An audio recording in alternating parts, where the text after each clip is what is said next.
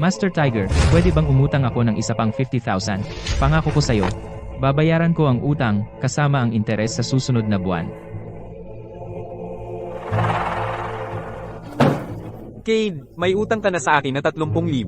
Ngayon gusto mo pang umutang ng 50,000? Linawin ko lang sa'yo. Ang interes ngayon, mas mataas kaysa noong nakaraan.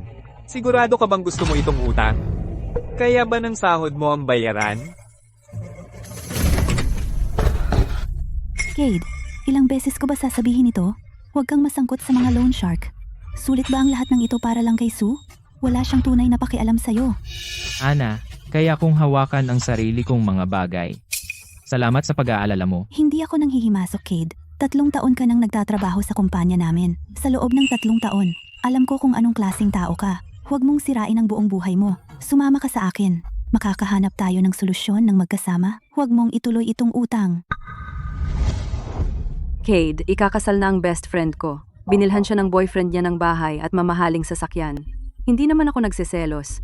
Naisip ko lang dapat may seguridad ang babae sa pag-aasawa. At ang nanay ko lagi ring sinasabi, gusto niyang maghanap ako ng lalaking makakasama kong magtayo ng tunay na kinabukasan. Cade, kailan mo ba ako mabibigyan ng ganoon? Ana, desidido na ako. Master, kukunin ko talaga itong pera.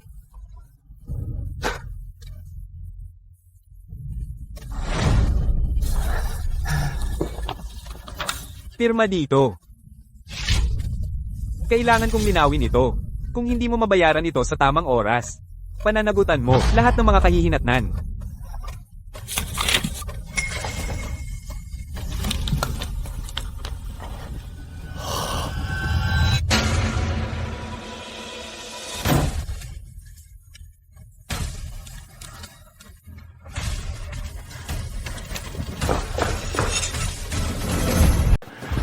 Sue. Eto 50,000. Bilhin mo na yung bag na gusto mo. Pasensya na at pinaghintay kita. Kukuha ako ng milk tea para sa'yo ngayon din. Young Master Lin, kailan mo gagawing pampubliko ang relasyon natin? Si Cade parang asong nakadikit sa akin. Laging gustong gumastos para sa akin. Nakakainis. Anong madali? Masaya nga ako na ikaw ang girlfriend ng ibang lalaki habang sumusunod ka sa tabi ko. Mas maganda yan kesa makipag-date sa inosenteng babae. Ang sama mo? Talagang gusto mo to. Sige, paglalaruan ko lang siya hanggat kaya ko. Tsaka, pangit naman talaga siya. Sinabi ko lang na gusto ko ng bag. At maghahanap agad siya ng paraan para makakuha ng pera. Huwag kang mag-alala. Kapag napatatag ko na ang posisyon ko sa Lens, titiyakin kong maaalagaan ka. Ang tanga. Kung hindi lang mas gusto ni Mike ang matatandang babae, hindi ko sasayangin ang oras ko sa talunan na ito. Sir, may balita kami tungkol sa Young Master. Natagpuan na ng mga tauhan natin ang Young Master. Ano? Natagpuan niyo siya? Nasaan siya? Ayos lang ba siya? May naranasan ba siyang hindi magandang pagtrato sa mga taon? Cade ang pangalan ng Young Master. Lumaki siya sa isang orphanage at kasalukuyang nagtatrabaho sa maliit na kumpanya. Maganda ang kalusugan niya. Mabuti naman.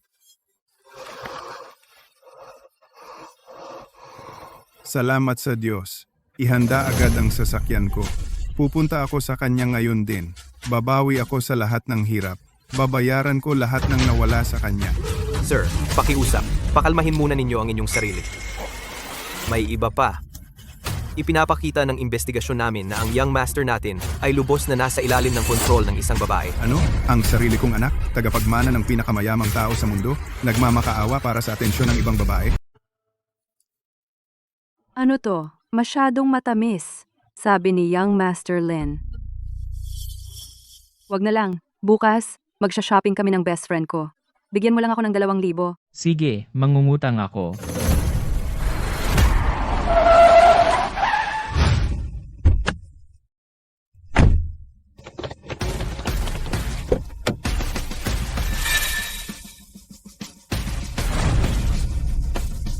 Yan, ang laking talunan. Pinapahiya niya ang buong Lin clan. Hindi ba yan ang ama ni Young Master Lin? Si Nason, ang pinakamayamang tao sa mundo? Bakit siya pupunta sa isang lugar na napakasira? Kunin mo si Young Master. Sino ba kayo? Ano bang ginagawa nyo? Wala akong dalang pera. Wala talaga akong pera. Wala akong pera. Young Master ang tawag ng butler ng Lynn sa kanya? May kaugnayan ba si Cade sa mga Lynn? Mike, may masamang nangyari. Nakasalubong ko si Mr. Lynn habang namimili kami ni Cade. Ang tatay ko? Anong ginagawa niya doon? Nandito ba siya para mag-imbestiga? Wala rin akong alam. Nagdala siya ng maraming bodyguard at kinuha si Cade doon mismo. Narinig ko rin na tinawag ng butler niya si Cade bilang Young Master. Mike, ano bang nangyayari dito? Young Master, may sakuna. May balita mula sa pangunahing bahay. Ang iyong ama. Natagpuan niya ang kanyang anak na matagal nang nawawala. Anong sinabi mo? Sino siya? Sino ang tunay niyang anak? Ito ay isang binata na si Cade na lumaki sa isang orphanage sa buong buhay niya. Dinala siya ng master pabalik sa manor kanina. Paano naging siya? Yung tangang si Cade ay ang tunay na anak ni Mr. Lin? Hinamak ko siya sa lahat ng panahon. Si Cade ang nawawalang tagapagmana ng mga Lin. Kaya pala ilang taon siyang hinanap ni tatay. Balak niyang ibigay ang kanyang yaman sa walang kwentang si Cade mula pa noon. Anong gagawin natin ngayon, Mike? Pinakitunguhan ko siya ng masama dati. Kung may galit siya sa akin, tapos na ako. Kailangan mong mag-isip ng plano agad. Kumalma ka. Kakabalik lang ni Cade sa bahay ng mga Lin, pero kumikilos pa rin siya na parang lalaki na gutom sa pagmamahal ng babae. Ayaw na ayaw ni tatay sa mga duwag na lalaki. Hindi niya ibibigay ang yaman kay Cade ng madali. Kaya pa nating baguhin ito. Saan ba to? Bitawan mo ko.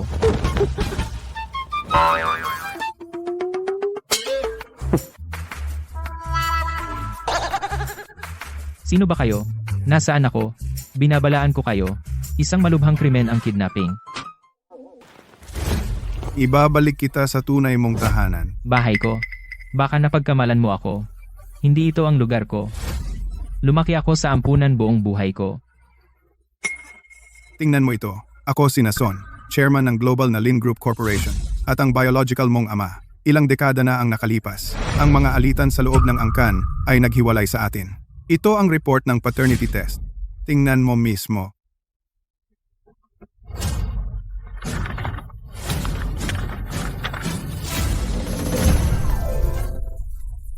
Ako ba ang anak ng pinakamayaman sa mundo? Hindi ako ulila. Ilang taon na ang nakalipas, nagpakumbaba ako para sa isang babae. Wala na. Ako talaga ang biological mong ama. Walang duda. Tatay, ikaw talaga ang tatay ko. Ang galing nito, talagang kahanga-hanga. Ngayon may pera na ako. Mabibigyan ko si Sue ng mas magandang buhay. Sa wakas, mapapakasalan ko na si Sue. Hindi ako makapaniwala sa naririnig ko. Paano ako nagkaroon ng ganitong walang kwentang anak? Sinuri ko na ang mga bank transaction records ni Sue. Isa lang siyang klasikong gold digger. Niloloko ka lang niya para sa pera mo. Hindi tama iyan. Ipinangako ni Sue sa akin na kapag nagkapera na ako, mananatili siya sa akin magpakailanman. Bulag ka pa rin sa katotohanan, di ba? Kung hahayaan kitang magmana ng kayamanan ko, sigurado ako na ang mga babaeng gold digger na iyan ay lolokohin ka at iiwan kang walang pera. Bob, handa na ba ang lahat ng ipinagawa ko sa'yo?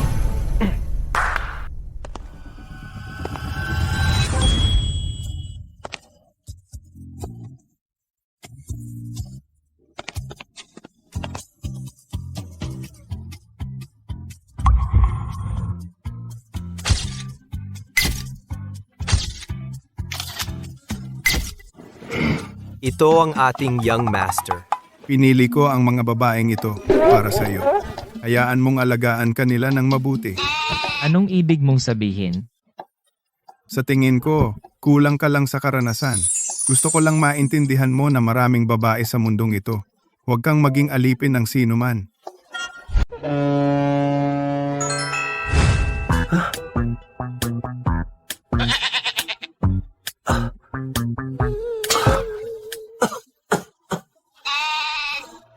Desidido ka na?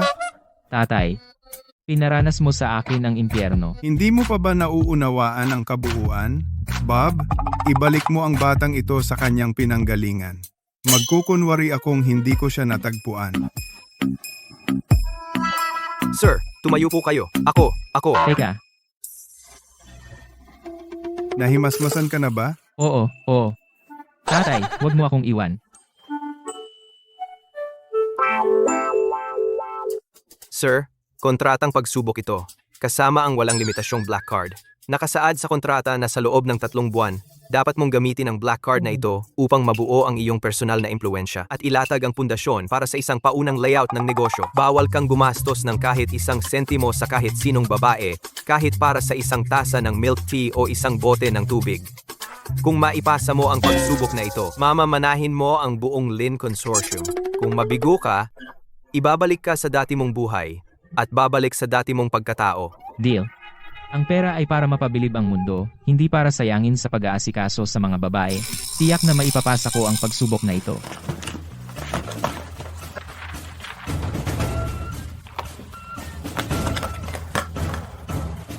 Mahusay. Ito ang eksaktong tapang na dapat taglayin ng aking anak. Magre-reserba si Bob ng opisina at magtatalaga sa iyo ng personal na katulong. Maari mong asikasuhin lahat ng mga sumusunod na bagay ng mag-isa. Tandaan mo, miyembro ka ng pamilyang Lin. Hindi kailanman yumuyuko para lang pasayahin ang sinuman. Nagpakamangmang ako noon. Akala ko ang aking kababaang loob ay tunay na pagmamahal at ang mga pakana ay taos-pusong pag-aalaga. 10 taon na pagpapasuyo sa isang babae ay walang saysay. Mas gugustuhin ko pang maghiganti at maging sarili kong Panginoon. Gising na ako ngayon.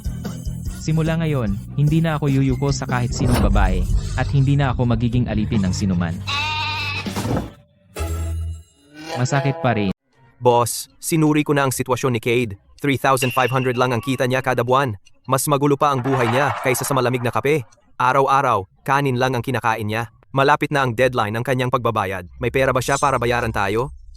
Kung hindi siya makabayad ng utang, ipapaputol ko ang mga bato niya para pambayad.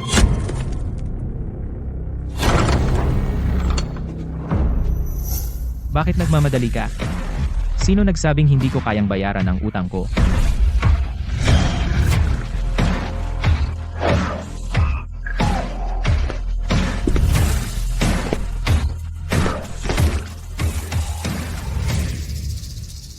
Aba, tingnan mo kung sino, si Cade.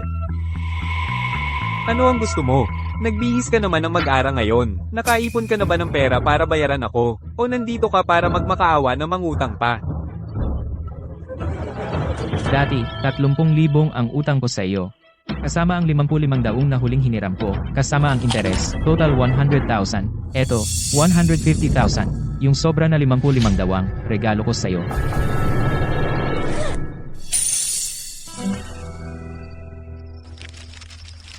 Cade, pare. Halatang yumaman ka na. Mukhang ganun nga. Alam ko na sobrang delikado ang trabaho mo. At ang kita mo ay galing sa ilegal na pagpapautang, tiyak na darating ang gulo sa'yo. Yung extra na 50,000 ay signing bonus para sa'yo. Binibigyan kita ng bagong oportunidad. Isama mo ang mga tauhan mo sa lehitimong negosyo kasama ko. Babayaran ko ang bawat tauhan mo ng 100,000 kada buwan, mas ligtas kaysa sa pagpapatakbo ng mga mandarambong na pautang. Ano ang masasabi mo? Magkano po kada buwan? Boss, si Timmy po ito, handang maglingkod sa inyo. Magaling.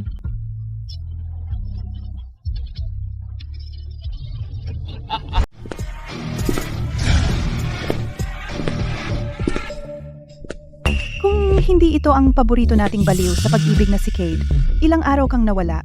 Akala namin umalis ka na ng bayan para takasan ang mga utang mo. Anong nagbalik sa'yo rito? Oo, suot ang magandang suit. Akala mo malaking tao ka na? Pustahan ko, renta lang yung suit mo. Niloko ka na naman ni Sue para sa pera? Hindi na siguro siya makautang pa, kaya andito siya para magmakaawa sa kumpanya, na siya'y panatilihing empleyado. Nakakaawa talaga.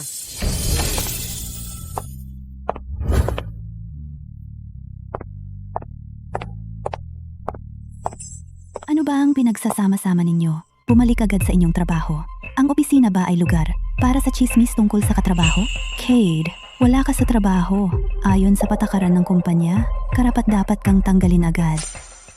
Kung may paliwanag ka, maaari nating pag-usapan ng pribado. Huwag mong gambalain ang iba sa opisina.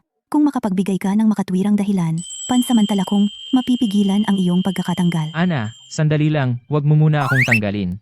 Hindi ako nag-absent ng walang dahilan. Nag-secure ako ng isang makapangyarihang bagong boss para sa ating lahat dito. Siya ang magdadala sa ating kuponan sa mas mataas na antas sa hinaharap.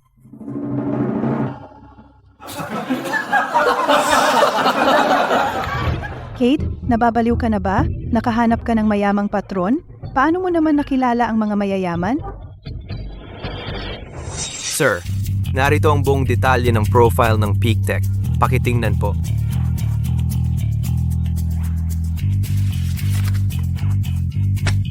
Bob, natapos ko na ang aking plano. Magsisimula ako sa pag-ako sa PicTech. 3 taon akong nagtrabaho rito. Alam ko ang istruktura ng tauhan ng kumpanya at ang araw-araw na operasyon tulad ng palad ko. Kung gusto kong bumuo ng aking base ng impluensya, ito ang perpektong panimulang punto. Napakatalino ninyo, sir. Pasensya na. Ang bagong boss ninyo ay ako. Simula ngayon, ako na ang nag-iisang may-ari ng PicTech. Ikaw ang may-ari ng Peak Tech, Cade. Parang nasa ulap ka pa rin. Oo, kahit maliit ang Peak Tech, pero milyon-milyon ang halaga. Paano ang isang taong kumikita, 3,500 lang kada buwan, loko sa pag-ibig? Makakaya bang bilhin iyon? Masyado kang maraming oras. Kung naiinip ka, mag-resign ka na. Huwag kang pumunta rito para gumawa ng gulo. Cade, alam mo ba ang sinasabi mo? Ikaw?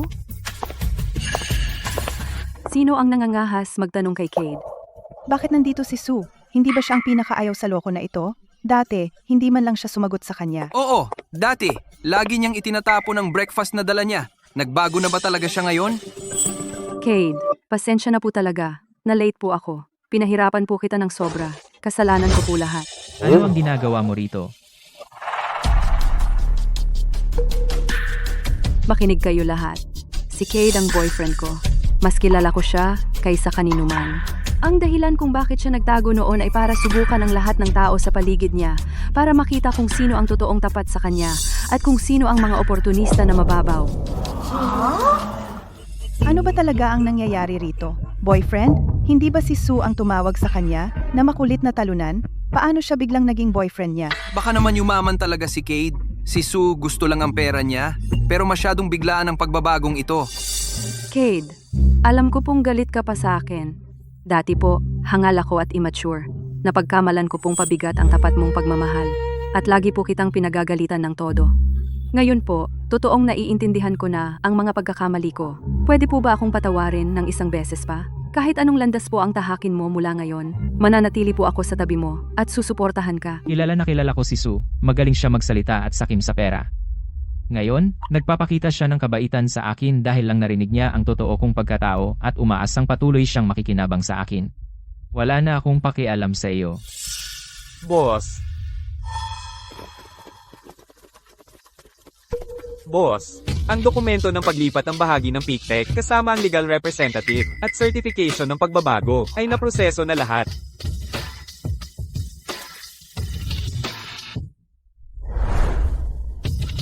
Kaya ngayon, naniniwala ka pa bang nagsisinungaling ako sa iyo? Mula ngayon, ang PicTech ay magsisimula ng bagong kabanata. Sino mang handang manatili at magtrabaho ng masipag ay tatanggap ng 5 beses ng kanilang kasalukuyang sweldo at isang bonus sa katapusan ng taon na 10 beses na mas malaki kaysa dati. Kung nais mong mag-resign, maaari kang umalis agad. Bibigyan kita ng isang mapagbigay na severance package. Boss, gusto kong manatili. Ibubuhos ko lahat ng pagsisikap ko sa trabaho ko. Boss! Boss, gusto ko ring manatili. Pakibigyan mo ako ng pagkakataong ito. Sige, magaling. Magsipag tayong lahat at magtrabaho ng mabuti. Salamat sa iyong payo. Babalikan ko ang iyong kabutihan, balang araw. Wala iyon, boss. Tungkulin ko lang iyon. Naalala niya pala iyon. Mukhang hindi siya walang utang na loob. Ang bagong kumpiyansa at nakatatakot na aura ay nagpapakita na siya ay ibang-iba mula sa kung sino siya dati. Kailangan kong tanungin ang aking ama upang masuri pa ang background ng bagong boss na ito at makilala siya ng maayos. Kahit na yumaman ka na ngayon, sa kaibuturan, Tanga ka pa ring nahuhumaling. Ang kailangan ko lang ay isang banayad na pahiwatig at mahuhulog ka muli sa aking alindog. Sa sandaling gumastos ka ng kahit 1 sentimo para sa akin, tapos ka na? Mawawala ang iyong mana?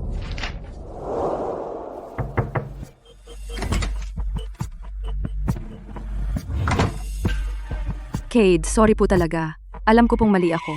Ngayon, naiintindihan ko na po talaga ang mga pagkakamali ko. Noon po, bulag ako at hindi nakita ang halaga mo. Wala po akong karapatan na tratuhin ka ng ganoon. Patawarin mo na lang po ako ngayon. Please? Alam mong nagkamali ka. Opo, alam ko. Cade, kung mapapatawad mo po ako ngayon, gagawin ko po ang lahat ng hilingin mo sa akin. Dati, ginagawa ni Cade ang lahat para mapasaya ako. Kahit ngayong mayaman na siya, sa kaibuturan niya, tanga pa rin siyang nahuhumaling. Ang kailangan ko lang ay magpanggap na mas mabait sa kanya at lalambot agad ang puso niya. Kahit ano. Siyempre, Cade, basta handa po kang patawarin ako. Susunod po ako sa kahit anong gusto mo. Sakto. Ang mga tauhan natin ay todo-todo sa trabaho kamakailan. Mag-ayos ka ng catered lunch para sa lahat. Mag-order ng premium set menu mula sa Imperial Kitchen. At i-pair ang bawat meal sa isang bote ng 1,982 Lafite. Nasa palad ko pa si Cade. Kapag tuluyan ko na siyang natrap, magiging akin na ang lahat ng kanyang yaman. Anumang pera ang magastos ngayon ay babalik sa aking bulsa. Sige, hayaan na sila. Sige po, gagawin ko na agad. Sisiguraduhin ko na lubos na masisiyahan ang lahat. Aalis na po ako. Iiwan ko na kayo. Cade, mapapahamak ka. Hindi ko sinabing ako ang magbabayad nito.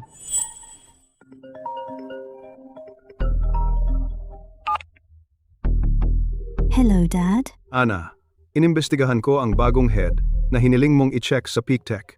May natuklasan ako. Talagang hindi siya ordinaryo.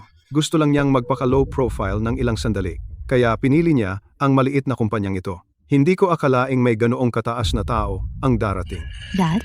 Ano ba talaga ang background niya? Si Cade ang tagapagmana ng Lin Group, ang biolohikal na anak ni Nason.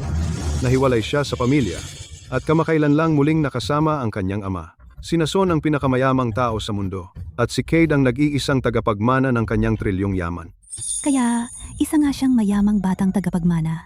Kaya pala ang kanyang tindig at pinansiyal na estado ay nagbago ng husto. Ana, huwag mong kalimutan, ang ating Lee Group ay nasa malubhang panganib, nasa bingit na ng pagbagsak sa ranggo ng mga elite na pamilya. Si Cade ang nag-iisang anak ni Nason. Kung makapag-asawa ka sa angkan ng Lins, ang ating group ay magkakaroon ng pagkakataon na muling makabangon. Pero, isa lang ako sa kanyang mga empleyado. Bakit ka nag-aalangan? Sa iyong ganda at alindog, ang kailangan mo lang ay gumawa ng kaunting hakbang at tiyak na mapapansin ka niya. Ito ang tanging pag-asa ng ating Lee Group. Kailangan mong sunggaban ng mahigpit ang pagkakataong ito. Talagang ibang-iba na si Cade ngayon. Kumpiyansa siya at matatag ang kanyang tindig at may hindi maipaliwanag na magnetic presence. Pero, kailangan ko ba talagang aktibong habulin siya?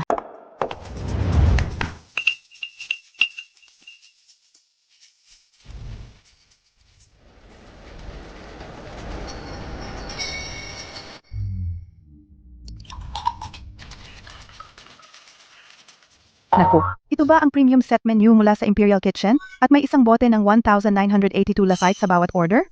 Magkano ang kabuuan ng handa na ito? Hindi ka panipaniwala ang sobra nito. Sino ang nag-ayos ng lahat ng ito? Sir Lin, lahat ng pagkain na hiniling ninyo ay naihatid na po. Lahat, magsama-sama tayo. Ngayong tanghalian ay paghingi ng tawad ni Sue sa inyong lahat na espesyal na in-order para sa inyo. Dati rito sa kumpanya, si Sue ay sinamantala ang aking pagmamahal sa kanya at kumilos ng hindi naaangkop sa maraming pagkakataon. Kaya ngayon, nagkukusa siyang humingi ng tawad sa bawat isa sa inyo. Cade, ikaw ang nagsabi sa akin na i-order ang mga ito, di ba? Paano biglang naging ako ang taya? Sinabi ko sa iyo na mag-order. Pero hindi ko sinabing ako ang magbabayad. Ikaw mismo ang nagsabi sa opisina na gagawin mo kahit ano kung papatawarin kita. Nagboluntaryo kang mag-ayos ng handang ito. At ikaw na ang sumagot ng gastos. Hindi kita pinilit. Miss, ang kabuuang bayarin para sa catering na ito ay umabot sa 586,000. Mangyaring bayaran na po ito ngayon. Maaari kayong magbayad ng cash, bank card, o mobile transfer. 58,600. 586,000? Cade, sinadya mo to. Alam mong wala akong ganyang pera? Sabi mo kung makukuha mo ang tawad ko, magagawa mo ang kahit anong gusto ko. Binigyan lang kita ng pagkakataon para mag-sorry ka sa publiko. Ano? Babalik ka ba sa iyong salita? Kaya nagpapanggap lang si Sue na mayaman siya. Akala ko libre tayo ng bagong boss natin. Ngayon, siya ang nasa malaking gulo. Sino ba ang nagsabi sa kanya na magmayabang? Ngayon, siya naman ang magdusa sa kanyang ginawa. Teka lang. Mike, pumunta ka rito at tulungan mo ako. Nagpa-catering ako para sa lahat sa Peak Tech at hinihingi nila sa akin ng 586,000. Bobo kang babae. Ito ba ang paraan mo? Akala mo tutulungan kita? Ayusin mo ang gulo mo mag-isa. Mukhang wala siyang paraan para mabayaran ang bill na ito.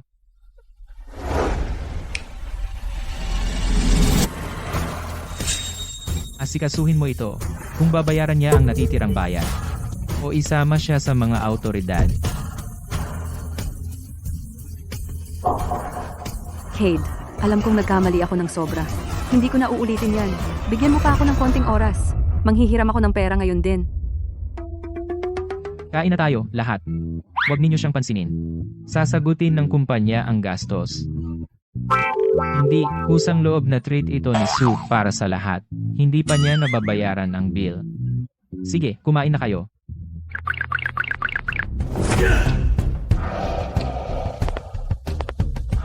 Mike, nawawalan na ng kontrol si Sue. Dapat ba tayong magpadala ng tao? Iwan mo na siya. Wala siyang kwenta. Ipadala ang notification. Sabihin sa lahat na ituloy ang orihinal na plano.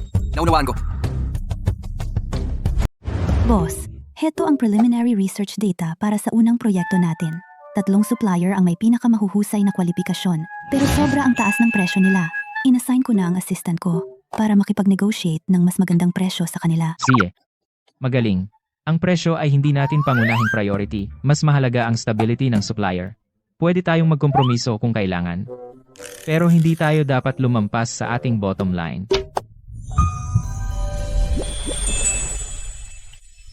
Cade, alam kong galit ka pa sa akin. Naging hangal ako at walang pangmatagalang pananaw dati.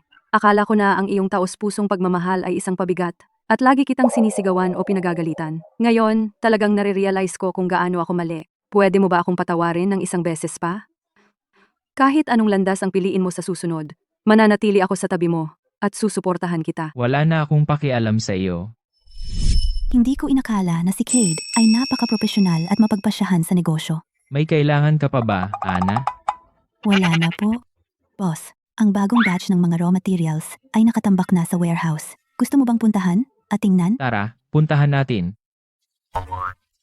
Boss, ang proyektong ito na ginagawa natin ngayong gabi ay 100% nang natapos. Pwede natin. Pasensya na, okay ka lang. Hayaan mo akong punasan yan para sa iyo. Sorry talaga. Tingnan mo ang iyong mga hakbang sa susunod. Paano ka naman naging pabaya? Sorry talaga. Kakagraduate ko lang at dumating para sa intern interview sa Peak Tech. Nagmamadali ako at hindi nakafocus. Hindi na kailangan punasan. Alam kong hindi sinasadya yan. Ako na ang magpapaklin ng suit ko mamaya. Dahil nandito ka para sa intern interview, susundin natin ang standard na protocol ng kumpanya. Kung matatanggap ka o hindi ay depende sa iyong kakayahan. Salamat po, sir. Gagawin ko ang lahat ng aking makakaya. Pumunta ka sa HR department. Hayaan mong dumaan ang lahat sa formal na proseso.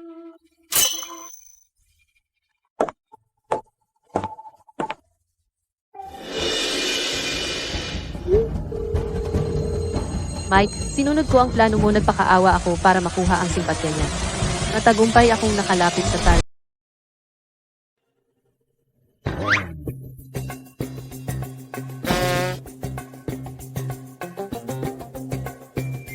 Boss, narito ang nakaayos na report ng attendance ng mga empleyado. Dinala ko po para masuri ninyo. Ikaw na naman. Anong ginagawa mo dito? Ang bilis lumabas ng resulta ng interview. Ang bilis naman. Opo, boss. Opisyal akong inabisuhan ng HR. At espesyal akong itinalaga bilang personal mong sekretarya. Sabi nila marami po akong matututunan sa inyo at tutulungan po kayo sa lahat ng administrative tasks. Kung ito ang opisyal na arrangement ng HR, magtutuon tayo sa kanya-kanya nating tungkulin. Una, lubusan mong alamin ang workflow ng sekretarya. Huwag magkamali ng walang ingat. Naiintindihan ko po, boss. Gagawin ko po ang lahat ng aking makakaya. Boss, sobra po kayong nagtatrabaho kamakailan. Pwede ko po ba kayong imasahe para makapag-relax? Natuto po ako ng ilang teknik sa bahay. Makakatulong po ito para mawala ang tension ninyo. Hindi na kailangan, salamat. Hindi naman ako ganoon ka burnout. Gawin mo lang ng maayos ang trabaho mo. Hindi na kailangan ang mga ganyang ekstrang kilos. Humihingi po ako ng paumanhin sa paglampas sa aking hangganan. Boss, nakita ko lang po kung gaano kayo ka-stress. At sana po ay mabawasan ang inyong pasanin. Ang mga pulso ko ay sumasakit sa kakapag-ayos ng mga report buong araw kahapon. Gusto ko lang po talaga kayong tulungan. Kung sumasakit ang mga kamay mo, magpahinga ka ng 10 minuto. Kung hindi mo matapos ang trabahong ibinigay sa iyo, ipapatanggal kita sa HR. Naiintindihan ko po, boss.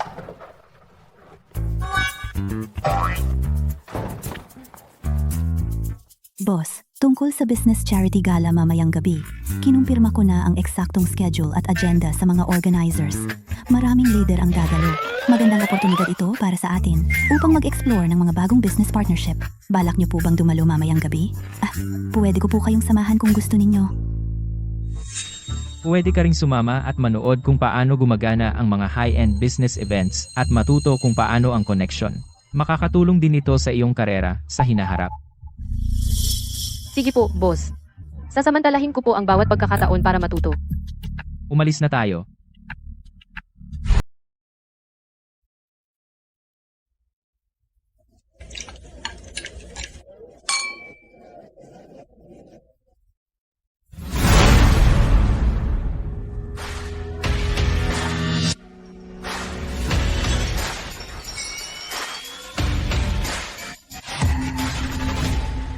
Sobrang marangyan ang venue na ito.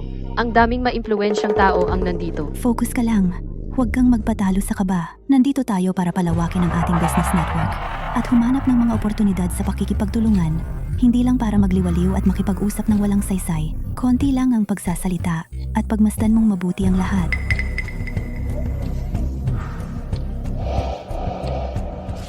Ang bukong-bukong ko. Mamaya, kapag inalok niya akong tulungan, hahayaan ko siyang ihatid ako sa isang lugar para magpahinga at siya ang magbabayad ng aking gastos sa pagpapagamot. Iyon na ang magtatapos sa aking assignment.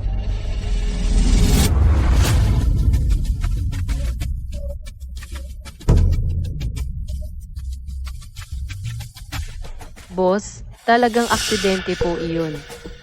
Sobrang sakit ng bukong-bukong ko po. Sa tingin ko, nasprayin ko po ito. May clinic sa mismong hotel, sa dulo ng koridor na ito. May mga profesional na doktor at puno ng mga gamot. Pumunta ka na agad para ipasuri at ipagamot iyan. Kung malala ang pinsala, hilingin mo sa kanila na mag-issue ng injury diagnosis form. Ito ay maituturing na injury sa trabaho. Nakuha ko po.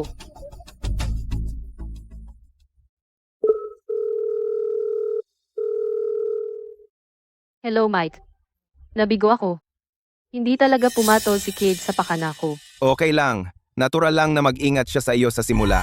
Manatili ka lang sa tabi niya ng tahimik at huwag mong ibunyag ang iyong sarili. May iba na akong inayos para sa gabing ito. Sa gala ngayong gabi, hindi ako naniniwala na ang tangang iyon 20 taong nagpapasikat sa mga babae ay makakalaban sa pang-akit ng yabang. Sige, susunod ako sa iyo.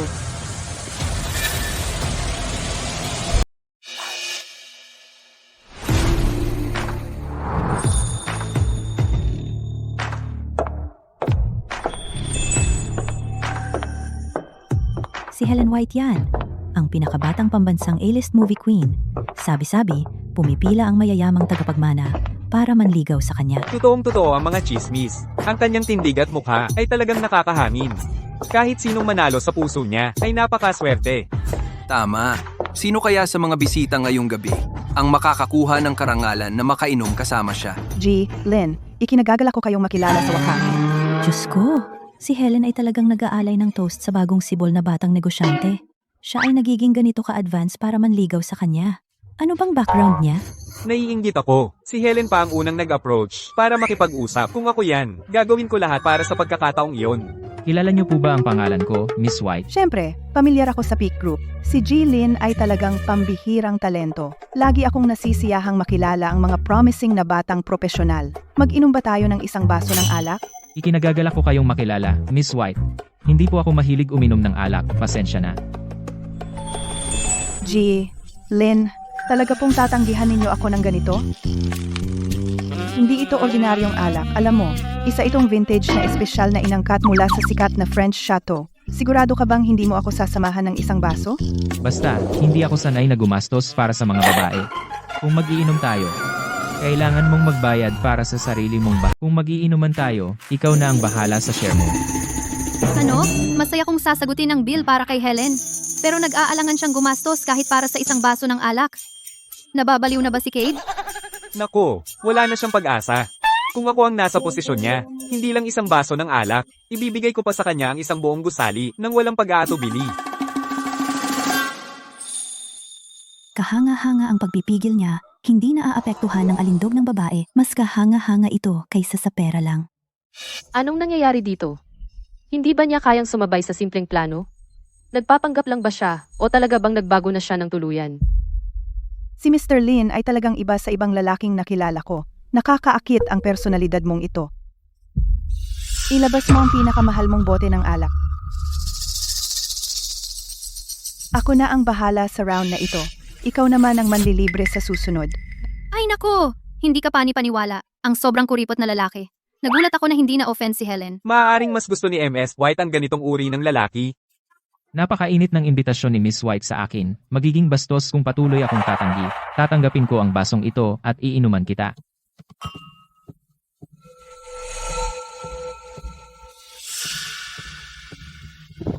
Salamat sa libre mo. Masarap ang alak na ito.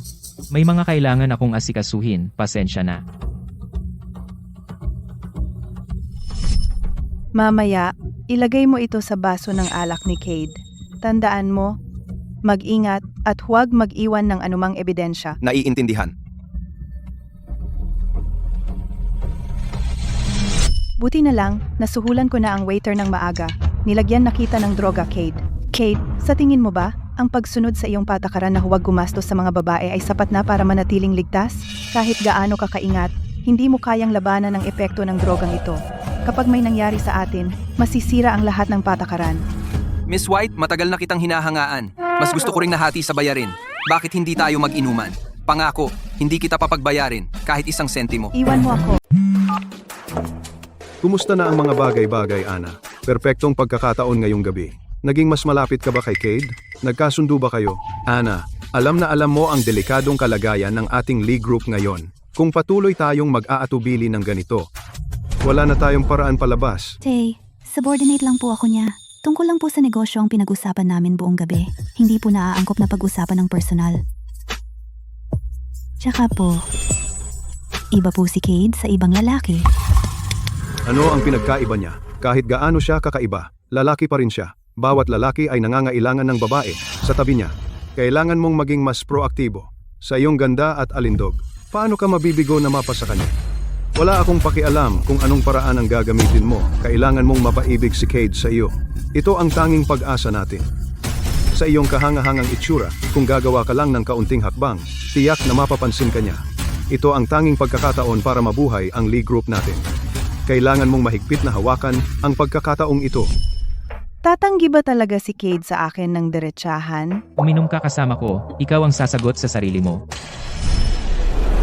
Kailangan kong aminin na ang pagiging matino at disiplinado ni Cade at integridad ay nakakuha ng aking taos-pusong paghanga.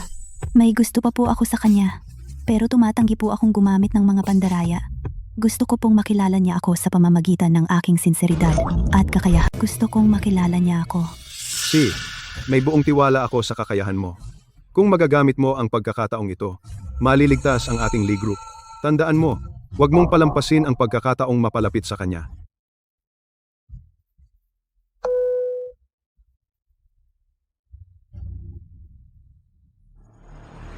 May kailangan ka pa ba?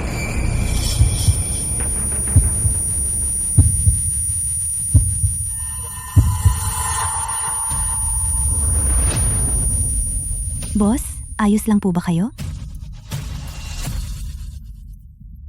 Ayos lang. Baka medyo pagod lang ako. Aakyat ako sa itaas para magpahinga saglit. Iiwan ko na sa iyo ang lahat dito.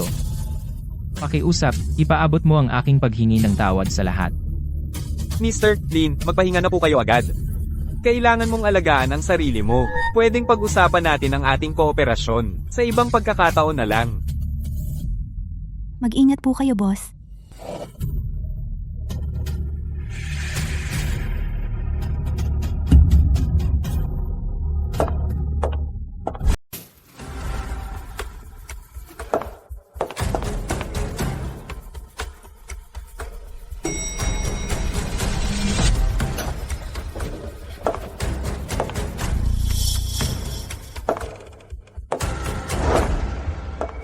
Boss?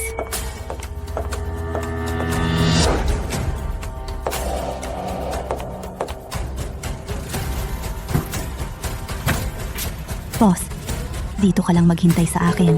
Kukuha lang ako ng tubig at babalik agad.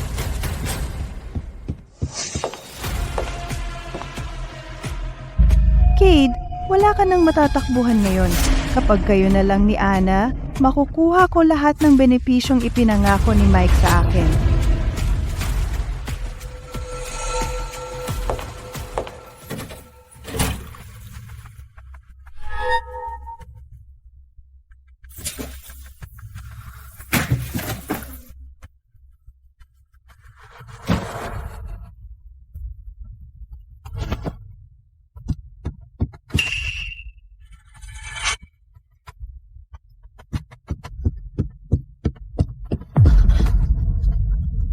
Paano ito nangyari?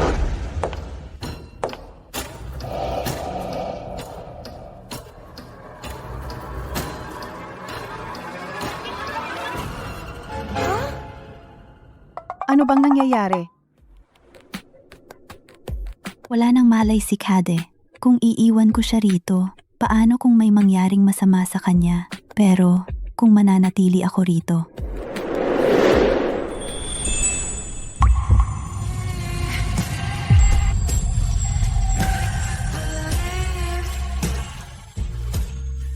Nainitan ako.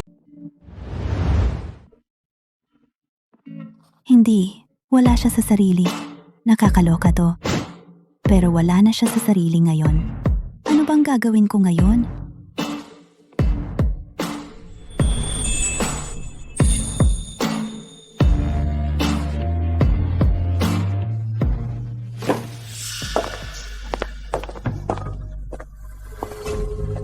Dapat nasa kwarto ka ngayon, di ba? Mike, may mali po sa plano natin.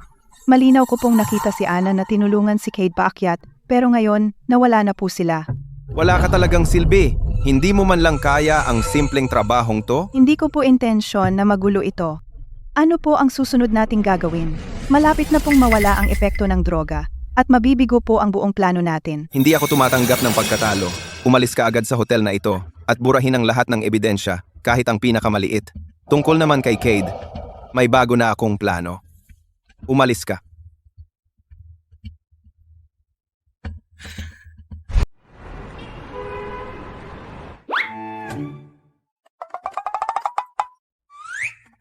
Mr. Lin, gising ka na. Uminom ka ng tubig para mahulas.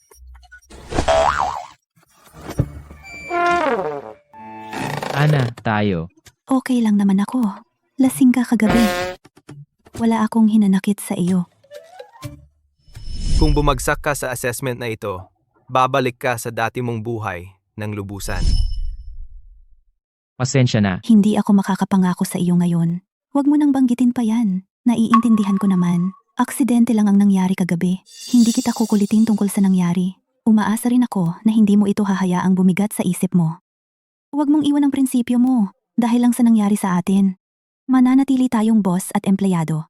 Focus ka lang sa sarili mong trabaho. Salamat. Ang sandaling ito ay mananatiling nakaukit sa puso ko. Wala iyon kundi ang dapat kong gawin. Nagsisisi ako na sobra akong nakatutok kay Sue kaya hindi kita napansin, Ana. Kapag natapos ko na ang test ko, bibigyan kita ng tamang sagot. Siya nga pala, Mr. Lin. Hindi mo ba naramdaman na may kakaiba kagabi? Uwe, Boss, malinaw na lahat ngayon. Sinuhuli ni Helen ang isang waiter sa banquet para maglagay ng droga sa baso ng alak mo. Nasa amin ang CCTV footage at ang sinulatang testimonya ng waiter bilang ebidensya. Dagdag pa, kinumpirma ng investigasyon namin na madalas siyang makipag-ugnayan kay Mike. Si Mike ang nagplano nito. mukhang ang kapatid na hindi ko pa nakikilala ay todo ang pagsisikap na sirain ako para bumagsak ako sa assessment at mawalan ng karapatan. Talagang lumalampas na si Mike. Kaya niyang gumamit ng ganyang kasuklam-suklam na taktika. Ibigay na ba natin ang lahat ng ebidensya kay Chairman Lin? Hindi pa. Hindi pa tamang timing para sa hakbang na iyon. Hayaan mo siyang magplano sa likod ko ay mas magiging masaya ito. Tungkol naman sa lahat ng pakana niya laban sa akin. Itatago ko muna para magamit sa susunod. Mr. Lin, maaari po ba akong pumasok? Tuloy ka.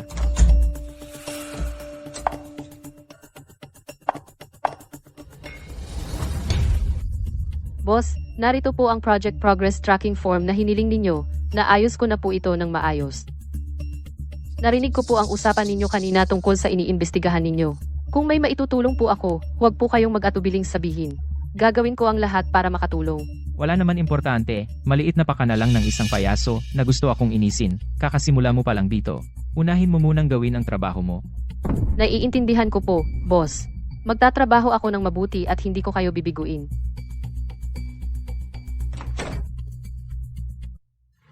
Sir, kakaiba na biglang sumulpot ang bagong secretary na ito ngayon mismo. Posibleng isa siyang espiya na inilagay ni Mike sa tabi ninyo. Alam ko na iyon. Dahil gusto niyang maglaro, lalaruin ko rin ang drama niya. Malalaman ko rin kung ano pang susunod na galaw ni Mike. Hello, Mike, may problema. Naalam na ni Cade ang ginawa ni Helen. Baka pinaghihinalaan na niya ako. Kumalma ka, huwag kang magpanik. Kahit pinaghihinalaan ka niya, ano magagawa niya? Wala siyang matibay na ebidensya laban sa'yo tungkol kay Helen. Bigong-bigo iyon. Ngayon ikaw na lang ang natitira para hulihin siya. Tandaan mo, kung mapapagastos mo siya, kahit isang piso para sa'yo, matatamo na ang ating layunin. Naiintindihan ko. Siguradong ibabagsak ko siya para sa'yo. Sabi nila, ang pinakamabisang paraan para makuha ang puso ng lalaki ay sa pamamagitan ng kanyang tiyan. Balak ko siyang imbitahin sa bahay ko para kumain at mapabilib siya sa kakayahan kong magluto. Ano sa tingin mo sa ideyang ito? Mabuti, pero huwag mong masyadong itulak. Huwag mong ibunyag ang sarili mo kung mabigo ang planong ito. Wala ka nang matatagpo ang pwesto sa J. Cheng. Sige, gagawin ko ito.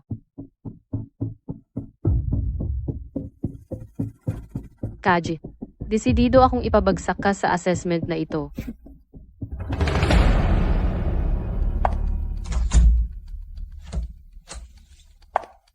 Boss, hindi po kayo nagpapahinga sa trabaho kamakailan. Napansin ko pong sobrang busy kayo sa project work ngayong mga araw na ito, kaya malamang hindi kayo kumakain ng maayos. Libre po ako ngayong darating na weekend. Gusto ko po sanang imbitahin kayo sa apartment ko para sa simpleng hapunan. Ito lang po ang maliit kong paraan para pasalamatan kayo sa pagbibigay sa akin ng oportunidad na ito para sa internship. Pwede po ba kayo pumunta? Showtime, yata. Sige, nagkataon na libre ako ngayong mga araw na ito. Salamat sa iyong kabaitan. Walang problema po. Ihahanda ko po ang lahat. Ipapadala ko po sa inyo ang address ko mamaya.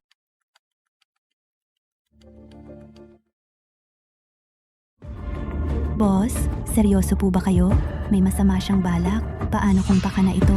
Gusto ko lang malaman kung ano ang pakana niya. Gagamitin ko ang pagkakataong ito para lubusang malaman ang koneksyon niya kay Mike at sabay na turuan siya ng leksyon. Hayaan siyang matuto na hindi niya kayang dayain ang lahat. Mike, mahal kong kapatid. Galingan mo. Boss, tikman po ninyo. Ginawa ko po ito para sa inyo.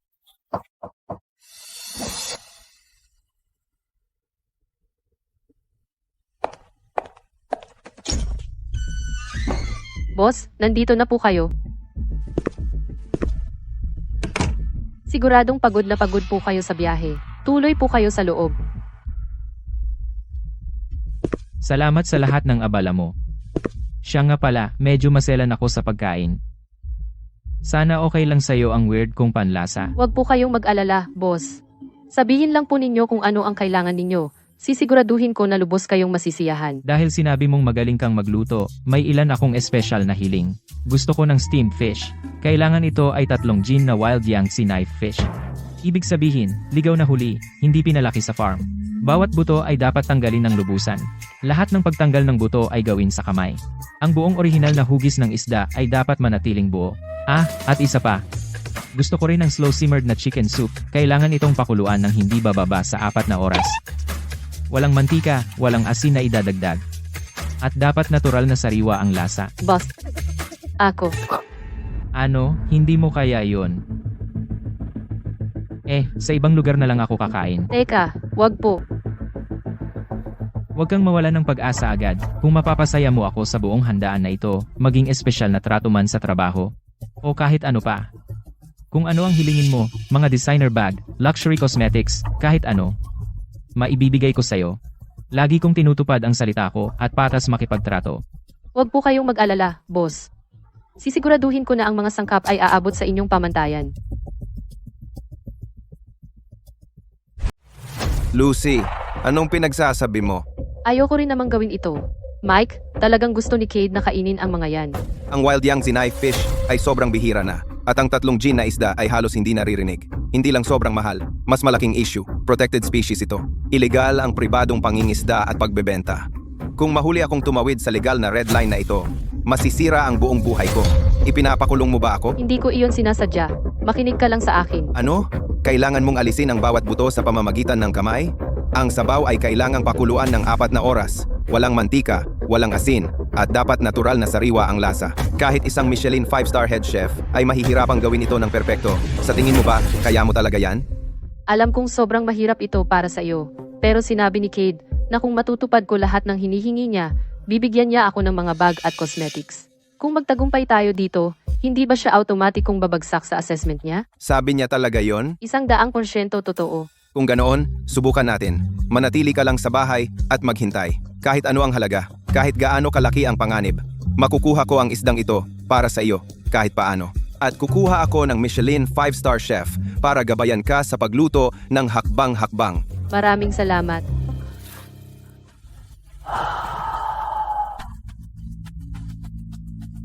Kontakin mo si Terry. Sabihin mo sa kanya, kailangan ko yung isda. Sabihin mo kay Terry, kunin mo sa akin ang isang 3 gin na wild Yangtze knife fish at ipadala ito sa itinalagang lugar sa loob ng 1 oras. Hayaan niyang siya ang magtakda ng presyo. Sir, hindi po namin ito magagawa. Mahigpit ang mga pagpapatupad ngayon. Kung tayo ang mapansin ng mga autoridad, alam mo naman. Kung mas malaki ang panganib, mas malaki ang kita. Kapag natapos na ito, bayaran si Terry ng 10 milyon. Sapat na para maging komportable siya sa buong buhay niya.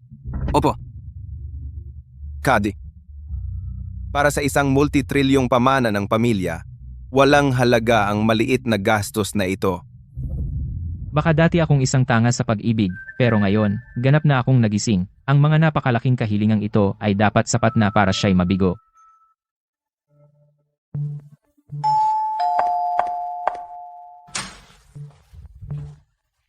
Miss, lahat ito ay inayos ni Mike. Salamat po. Boss, dumating na lahat ng mga sangkap na in-order ko. Sandali lang po. Sigurado akong lubos kayong masisiyahan. Nagawa mo talaga ito, di ba?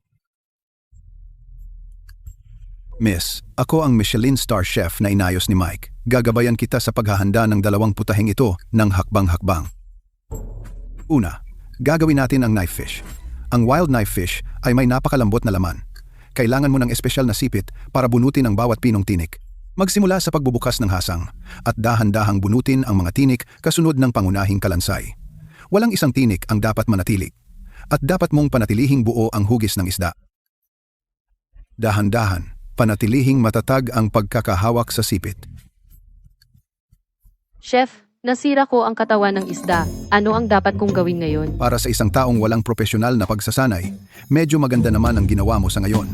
Maaari nating ayusin ang sira sa ngayon.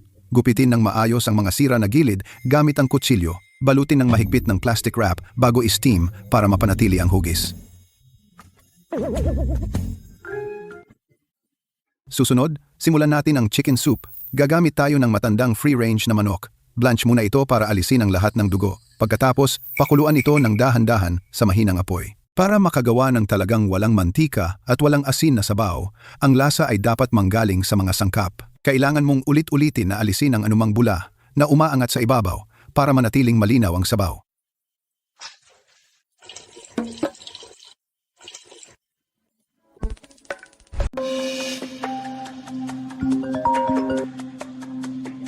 Kausapin. Boss, may nahanap ako. Nakakuha si Mike ng isang wild na Yangtze knifefish sa pamamagitan ng underground black market channels sa halagang 10 milyon. Gumastos siya ng 10 milyon sa pagbili ng isang protektadong wild aquatic species. Nagayos din siya ng isang Mike Halen chef para gabayan siya online sa pagluluto. Talagang ginawa ni Mike ang lahat. Nakapaglagay na tayo ng mga tao natin sa loob ng black market ring na ito. Pwede na nating arestuhin siya anumang oras. Huwag munang kumilos. Mag-ipon muna ng ebidensya. Naunawaan ko. Malapit na ang oras. Tingnan mo kung kumusta na ang sabaw.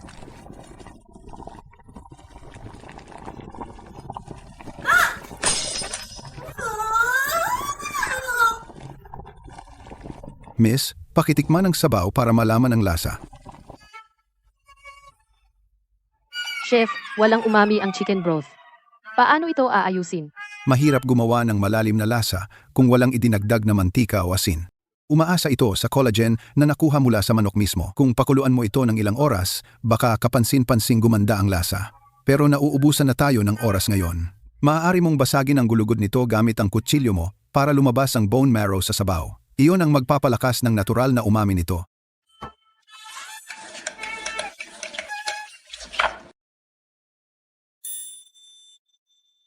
Magaling. May natural kang talento sa pagluluto. Hindi ito ganap na perpekto, pero umaabot sa basic requirements. Maraming salamat, Chef.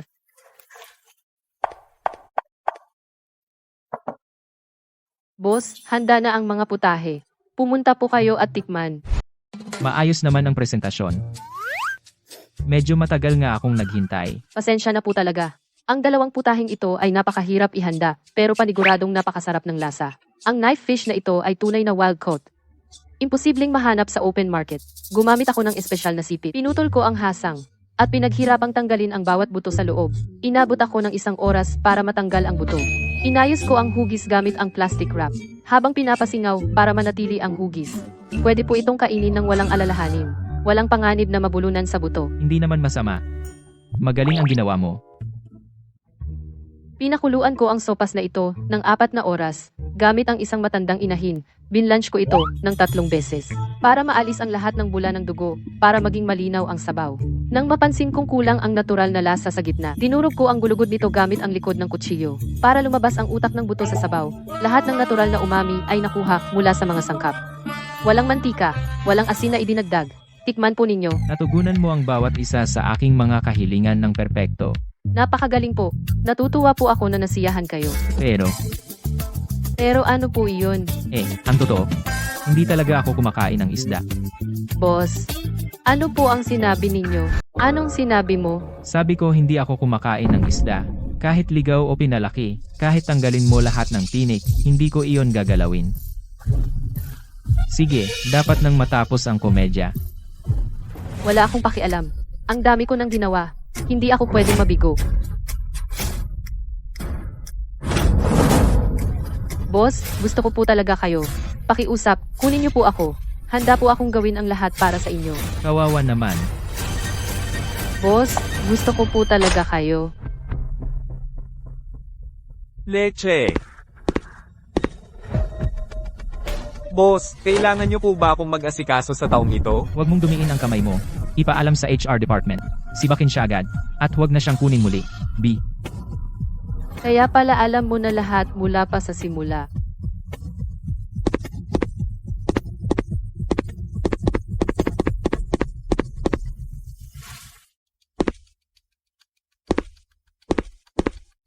Lucy, anong nangyari?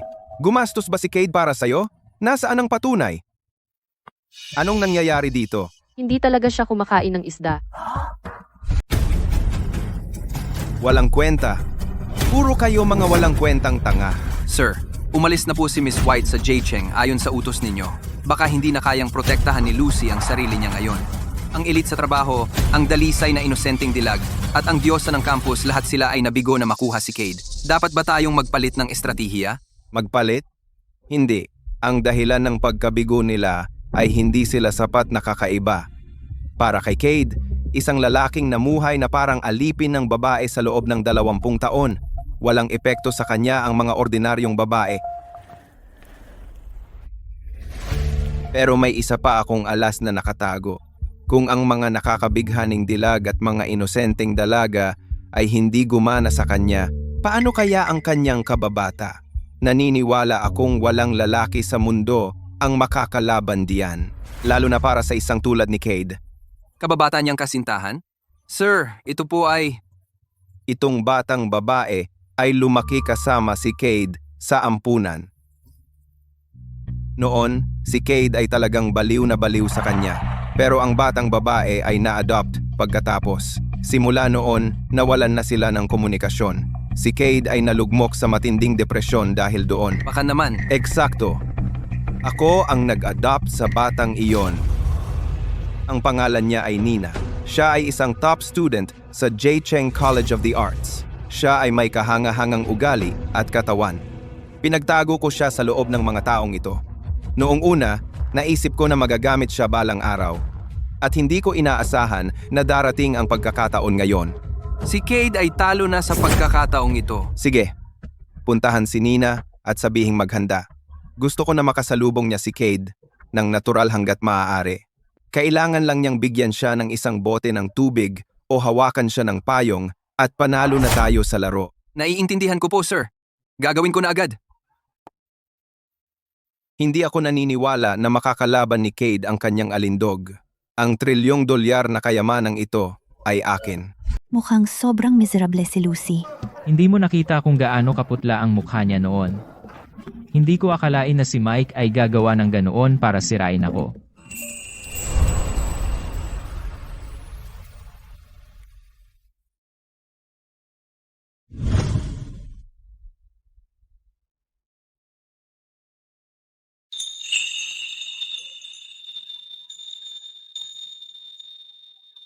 Cade, ninakaw ko ito sa yaya. Kunin mo ito.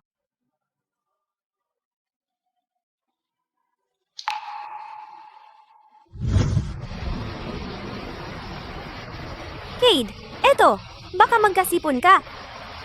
Eh ikaw? Mabilis akong tumakbo. Okay lang ako. Alis na.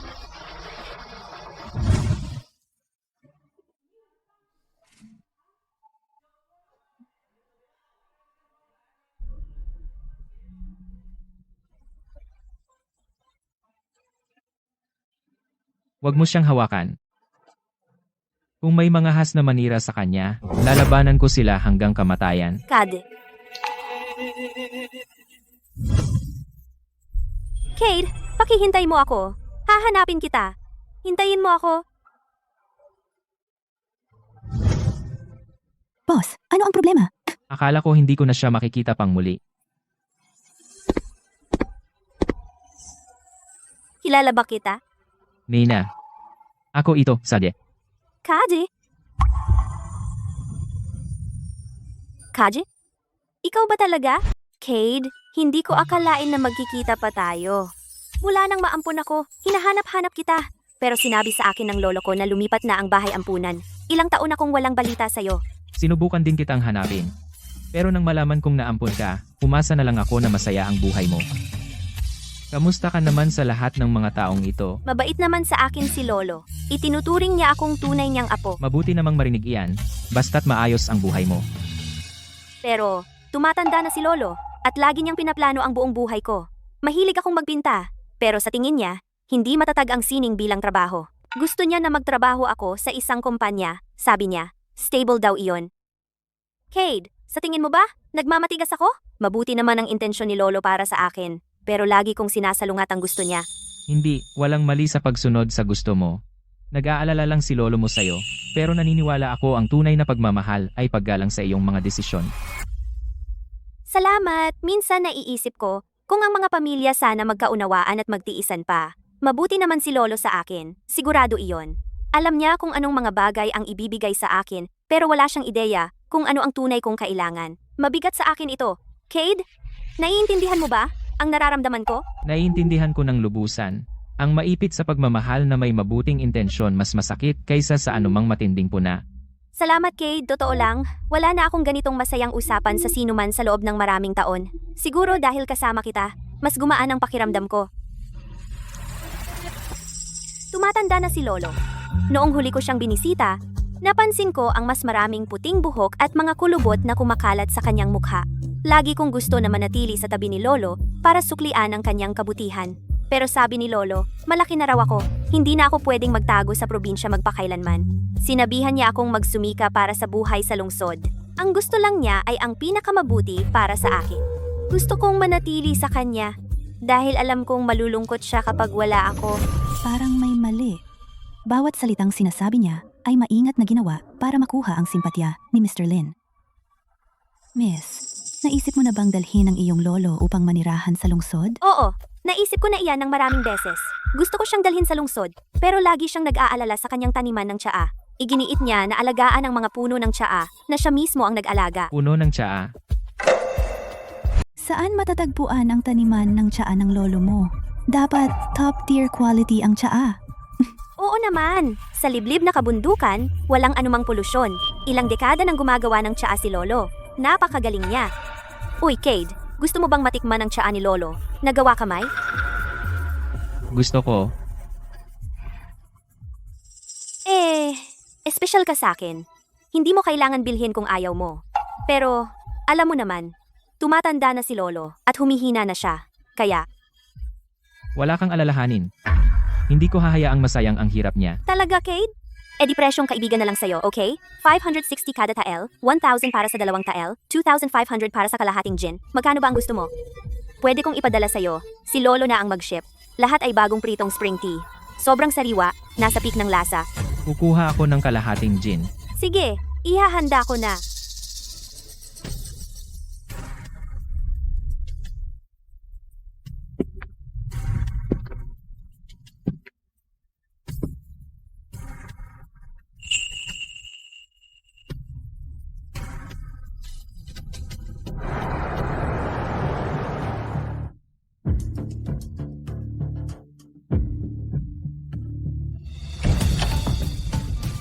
Boss, totoo po bang bumibili kayo ng tsaa kay Nina? Hindi ba kayo nagdududa sa buong bagay na ito? Sobrang coincidental ng pagdating niya, pagkatapos lang mabigo ang plano ni Lucy, at bawat salita niya ay para gawin kang maawa. Malinaw na pre-planned setup ito. Alam kong inaalagaan mo ako, pero hindi ganoon si Nina. Magkasama kaming lumaki sa bahay ampunan. Kilalang kilala ko siya. Pero iba na ang mga bagay ngayon. Pagkatapos ng maraming taon, nagbabago ang mga tao. Tama na. Director Lee, alam ko ang ginagawa ko. Huwag kang mag-alala sa bagay na ito.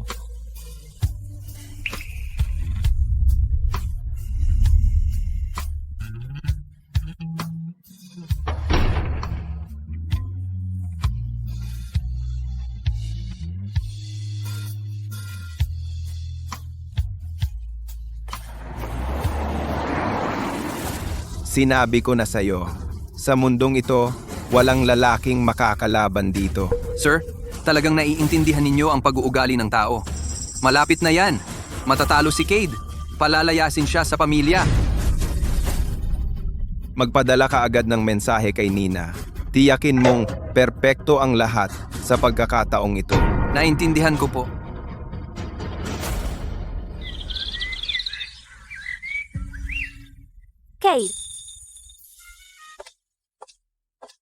Cade, si Lolo mismo ang nag-impake ng tsaang ito. Mabango pa rin ang tsaa. Mayaman ang aroma. Salamat. Walang anuman. Siyang nga pala, Cade. Ibigay mo na lang sa akin ang bayad at ibibigay ko kay Lolo. Nakatira ka ba kay Lolo sa lahat ng mga taon na ito? May nakilala ka bang espesyal sa mga panahong iyon? O may nag-aalaga ba sa'yo? Buong panahon, kasama ko si Lolo. Pero nang pumunta ako sa syudad para magtrabaho, lumipat ako sa bayan. Hinahati ko ang oras ko sa trabaho at pagpipinta. Wala akong naging espesyal sa buhay ko. Hanggang sa nakilala kita. Kapag kasama kita, Cade, laging payapa ako. Parang noong nasa ampunan tayo. Walang alalahanin, walang bumabagabag sa akin. Pero minsan naiisip ko, napakagaling mong lalaki, napapaligiran ng maraming magagaling na tao. At tiyak na may makikilala kang taong mas kawili-wili kaysa sa akin. At ang ating maikling panahon na magkasama ay maglalaho at makakalimutan mo na ako. Pero hindi nagbago ang nararamdaman ko para sa'yo. Tulad noong unang araw na nagkita tayo.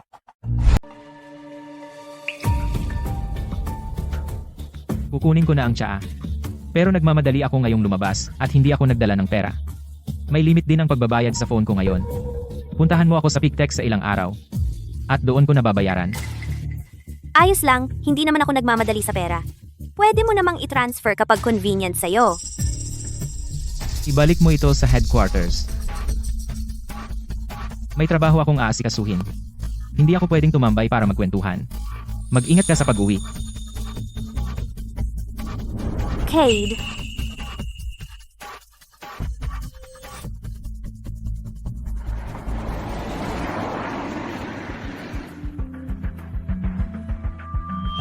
Kumusta ang nangyari?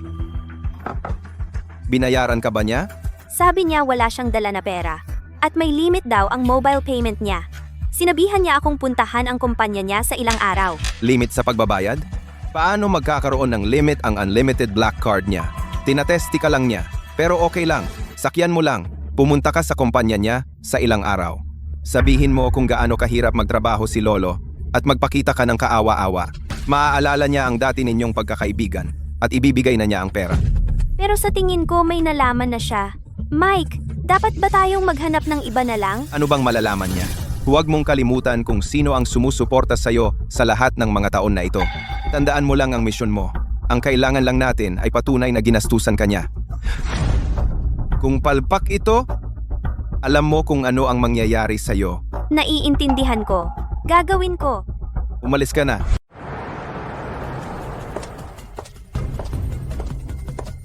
Hello, sino po ang hinahanap ninyo? Hello, hinahanap ko po si Cade.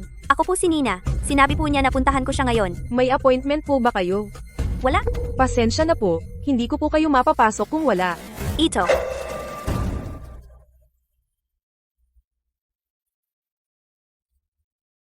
Ako na po ang bahala. Miss Nina, tuloy po kayo.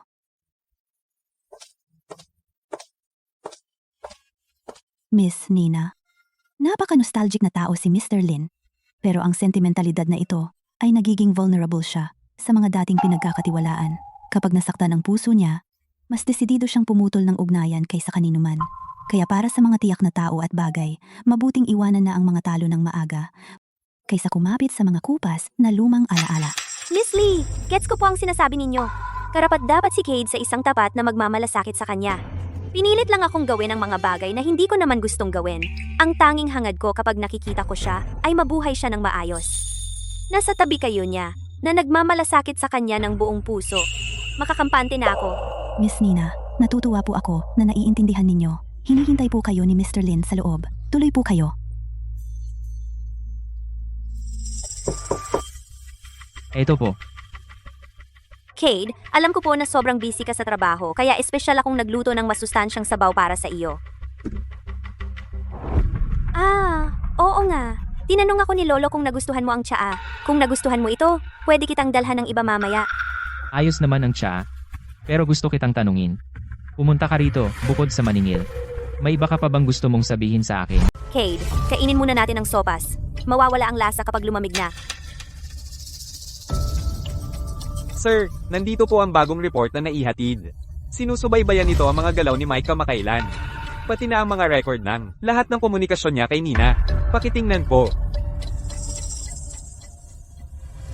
Talagang wala kang tinatago sa akin.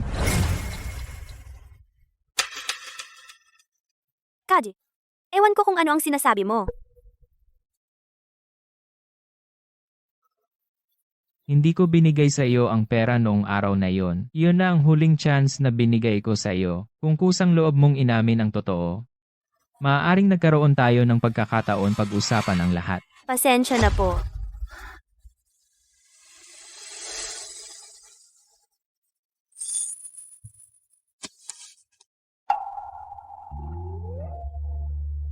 Pwede ka nang umalis at dalhin mo ang tsaa mo.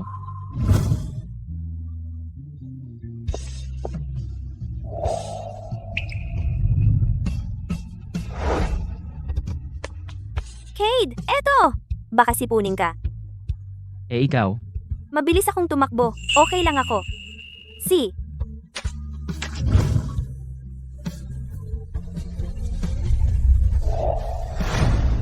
huwag mo siyang galawin. Kung may mga has na siraan siya ulit, lalabanan ko sila hanggang mamatay. Kad.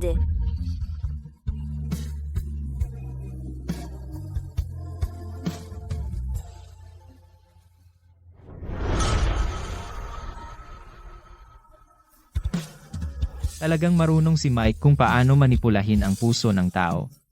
Pero ang hindi niya napapansin, ang dating pagmamahal ay kumukupas sa paglipas ng panahon, kahit ang babae mismo ay nakatayo sa harap ko ngayon. Wala itong mababago. Sir, nakuha na namin ang buong talaan ng mga transaksyon ni Mike sa black market, kasama na ang lahat ng ebidensya ng ilegal na pangingisda ng ligaw na isda. Matagal nang nagbabalak si Mike laban sa akin, oras na para harapin niya ang mga kahihinatnan ng kanyang mga plano. Sa loob ng 3 araw, sa charity gala ng Lin Group, ilalantad ko siya sa harap ng lahat ng bisita. At lubos na sisirain ang kanyang reputasyon. Sir, napakahusay ng batang amo nitong mga nakaraang araw. Hindi lamang niya naiwasan ang lahat ng bitag na inilatag ni Mike para sa kanya. Nakabuo rin siya ng matibay na reputasyon sa pamamagitan ng kanyang mga proyekto sa Peak Tech. Ang kanyang impluensya sa mundo ng negosyo ay patuloy na lumalaki araw-araw. Kahanga-hanga, iyan ang aking anak. Hindi niya hinayaang mabulag ng tukso ang kanyang pag-iisip. Ang kanyang pagpipigil sa sarili ay higit pa sa aking inaasahan. Pero sir, ang mga pakana ni Mike ay naging walang ingat kamakailan. Dapat ba tayong makialam para pigilan siya? Hindi. Malayo pa ang kanyang pagsubok. Kailangan niyang harapin ang bagyong ito ng mag-isa. Kapag lubos na niyang napagtagumpayan ang pag-navigate sa mga intriga sa korporasyon at pamilya, saka siya magiging karapat-dapat na tanggapin ang pamana ng Lin. Sa charity gala sa loob ng 3 araw, balak kong ipaalam sa bawat bisita na si Cade ang aking lehitimong panganay na anak. Gusto kong makita kung ano talaga ang kanyang kakayahan. Naunawaan ko po.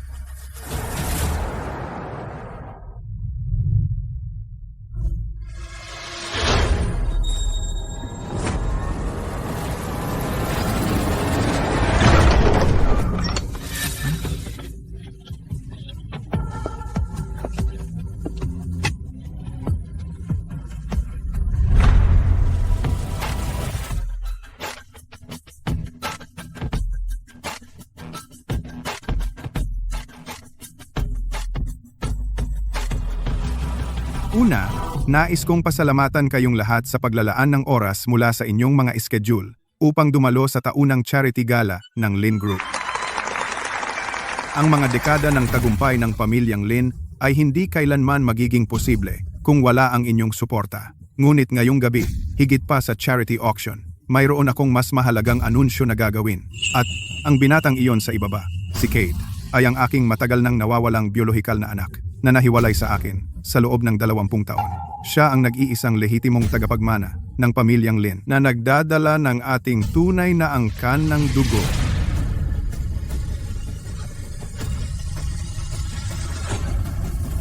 Kahit na gumala siya sa labas nitong maraming taon, nakabuo siya ng sarili niyang buhay sa pamamagitan ng sipag.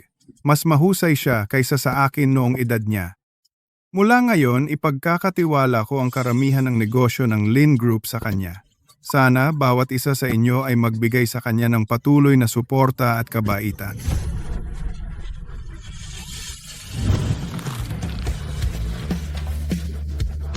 Mr. Lin, binabati kita. Alam ko na hindi ka ordinaryong binata. Ngayong nakikita kitang nakatayo rito, tunay kang isang kahangahangang umuusbong na talento.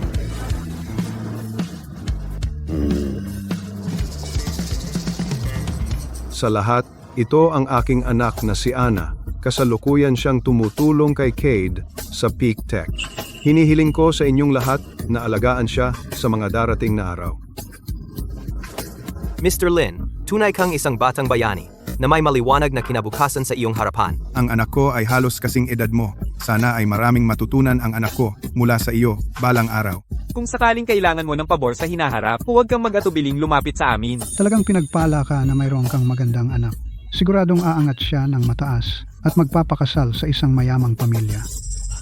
Ang pagbibigay ng buong kayamanan ng pamilya sa kanya ng ganoon kabilis ay napakawalang ingat, di ba? Cade, huwag kang masyadong mayabang. Malayo pa ang laban na ito. Mayroon pa akong isang huling alas. Huling alas? Wala naman kundi mga maruruming laro. Sino naman ang pinadala mo para habulin ako ngayon? Huwag kang mag-alala. Hindi mo mahuhulaan kung sino.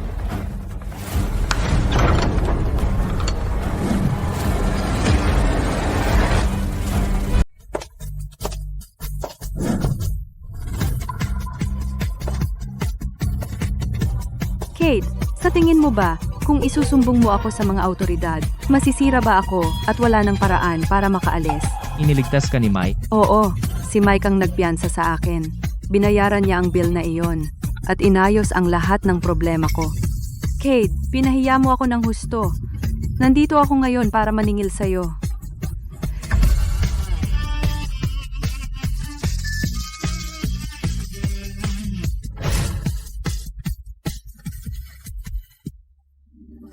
Sa lahat ako si Sue. Dati akong kasintahan ni Cade. Nagtagal kami ng ilang taon. Ibinigay ko sa kanya ang lahat. Pero nang yumaman siya, tinalikuran niya ako at iniwan. Hindi lang niya ako pinahiya sa publiko. Gusto pa niya akong itapon ng tuluyan. Wala siyang iba kundi isang walang pusong sukab na nagiiwan ng kanyang kasintahan. Ikaw.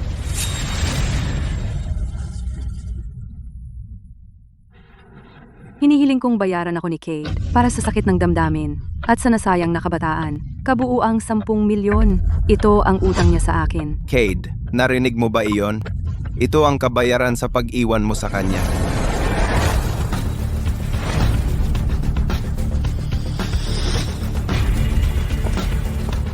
Hindi ba yon ang pambansang kasintahan na si Helen?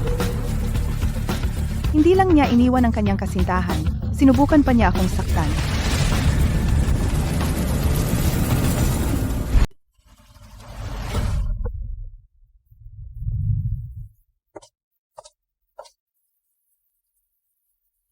Sa reception na iyon ng negosyo, sinadya niya akong lasingin, nilagyan ng droga ang inumin ko, at binalak akong rapihin. Kung hindi ko napansin sa tamang oras, nagahasa na ako sa kanya.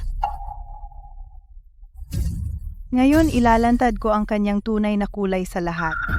Hinihingi ko ang 50 milyon bilang kabayaran sa aking trauma at isang pampublikong paghingi ng tawad sa akin. Ito ang ebidensya na ibinigay ng aking kliyente. Kasama ang medical examination report.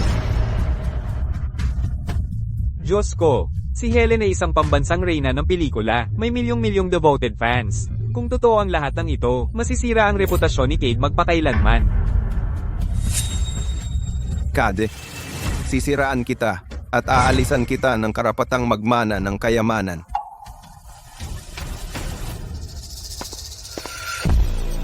Tama ako.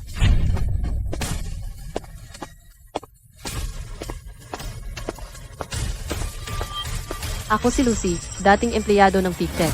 Iligal akong tinanggal ni Cade nang tumanggi ako sa kanyang mga bastos na kahilingan.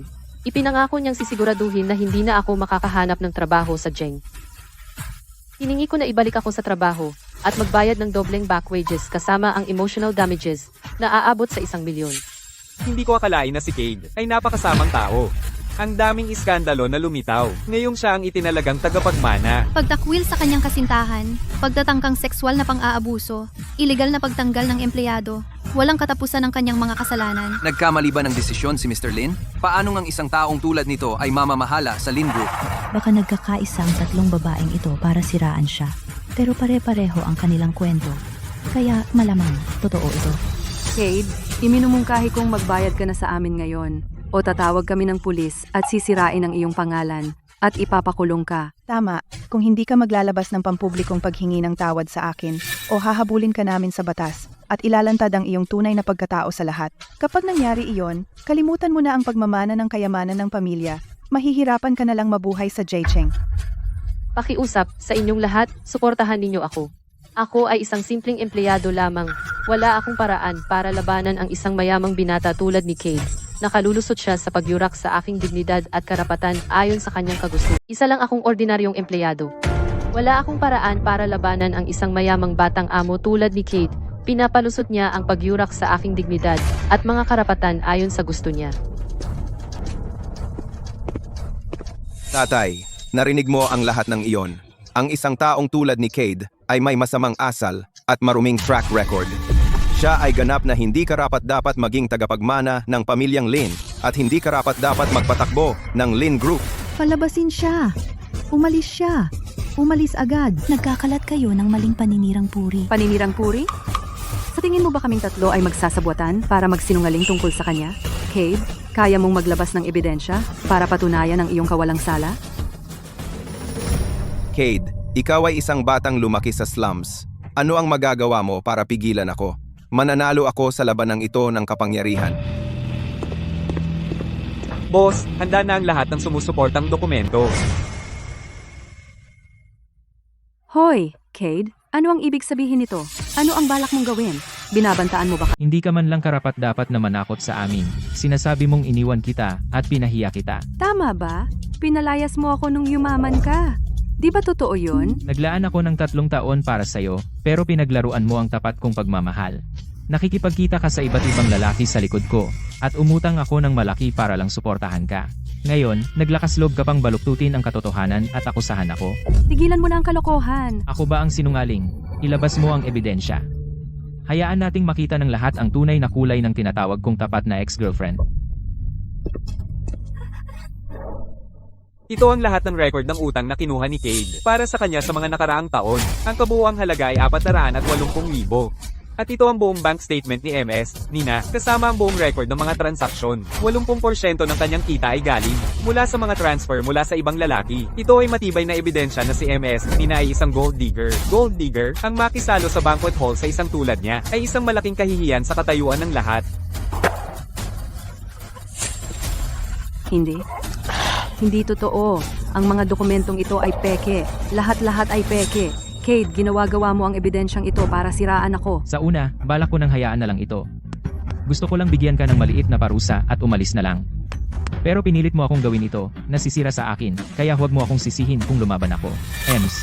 White, sinasabi mong dinrugan ko ang inumin mo at binalak kitang saktan, hayaang husgahan ng lahat ang katotohanan. Lahat, binayaran ako ni Miss White ng 50,000 para lagyan ng droga si Mr. Lin. Pagkatapos noon, inutusan niya akong sirain lahat ng ebidensya ng tuluyan. Ito ang resibo ng transfer na ipinadala niya sa akin, kasama ang buong chat logs natin. Lumalabas, ang may masamang balak ay si Helen. Pinaghihinalaan ko na nang makita niya si Cade na kinilala bilang tagapagmana, ay inayos niya ang bitag na ito upang makapag-asawa sa mayamang pamilya. Siya ay isang kilalang pambansang reyna ng pelikula, ngunit mayroon siyang napakasamang puso. Bumaba pa siya sa pagdodroga ng isang tao. Lagi ko nang naririnig na maraming chismis tungkol sa kanya. Hindi ko akalain na wala siyang anumang prinsipyo. Tapos na ang karir niya. Wala na ang kanyang karera. Sinungaling ka. Naiintindihan ko. Siguradong sinuhulan ka ni Cade para ipahamak ako. Hindi kita inutusan ng ganyan. Hindi ako. Kung hindi mo ako inutusan, bakit mo ako pinadalhan ng pera? At bakit mo inutusan akong burahin ang lahat ng chat natin? Alam ko na iligal ang ginawa ko. At sa buong panahon na ito ay nabubuhay ako sa takot. Si Mr.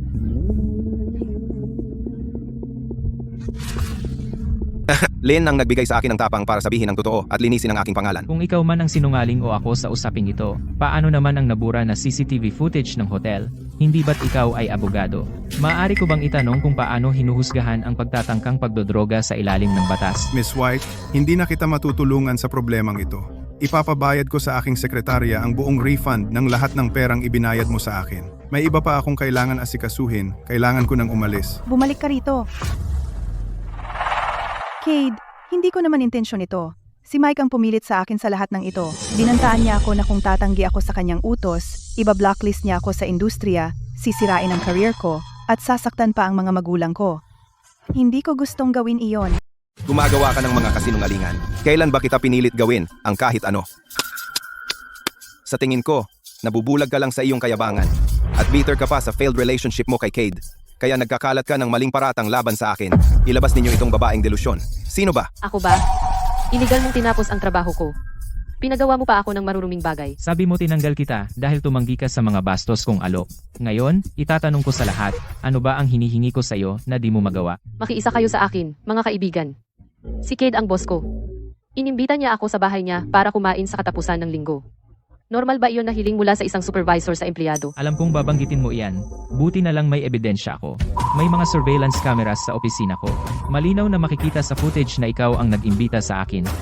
Hindi ako ang nag-imbita sa iyo. Sige, sabihin nating inimbita kita. Bilang empleyado mo, inimbita kita ng may mabuting intensyon. Pero pinahirapan mo ako, humingi ka ng mga kakaibang pabor. Nang tumanggi ako, tinanggal mo ako agad-agad. Iyan ay direktang paglabag sa batas sa paggawa. Sinadya kong pahirapan ka.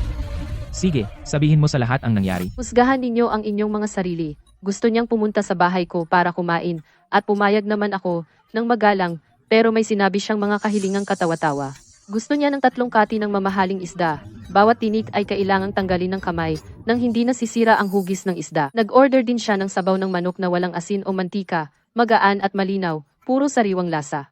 Ito ay hindi isang imbita para kumain. Ito ay pagpapahirap. Hindi ko kayang tuparin iyong mga kahilingang sobra, at bigla niya akong tinanggal. Hindi ba ito hayagang pang-aabuso ng kapangyarihan? Sobra-sobra na ang mga kahilingang iyan. Kahit mga top chef ay mahihirapang gawin iyan. Pero bagong graduate pa lang siya. Cade, kahit na si Lucy ay empleyado mo, hindi mo siya pwedeng sadyain ng ganito. Ang trabaho ay hindi lugar para ilabas ang iyong mga personal na sama ng loob. Paano mo inaasahan na may maniniwala sa pamumuno mo pagkatapos nito? Gusto ko sanang magtanong sa inyong lahat, kailan ba kita pinilit na maghanda ng mga iyon? Obvious na sinusubukan mo akong lambingin. Ginawa ko lang ang mga kahilingan na iyon para subukan ang sinseridad mo. Hindi ko inakala na sa iyong desperasyon na kumapit sa akin, nilabag mo pa ang batas sa pangangalaga ng wildlife. Ilabas siya. Ako si Terry. Nagpapatakbo ako ng underground seafood ring. Ilang araw ang nakalipas, inalok ako ni Mike ng 10 milyon na kumuha ng 3 kati ng wild Yangtze knife fish. Nagbigay siya ng eksaktong tagubilin na ihatid ito sa isang itinakdang address sa loob ng 1 oras para kay Miss Lucy upang matupad ang kahilingan ng batang master. Ito ang resibo ng transfer. Alam na alam mo. Akala mo walang kamali-mali ang pakana mo, pero bawat galaw na ginawa mo ay nasubaybayan at naitala. Iyan ay isang pambansang protektadong species. Ang pagbili at pagbenta nito ay iligal. Si Mike ay walang ingat na nakikipagsapalaran sa batas. Hindi ito si Cade na nang-aapi ng kanyang nasasakupan. Ito ay si Mike na sadyang nagtayo ng bitag. Oo, buwisit. Ikaw ay isang espiya na inilagay ni Cade sa tabi ko.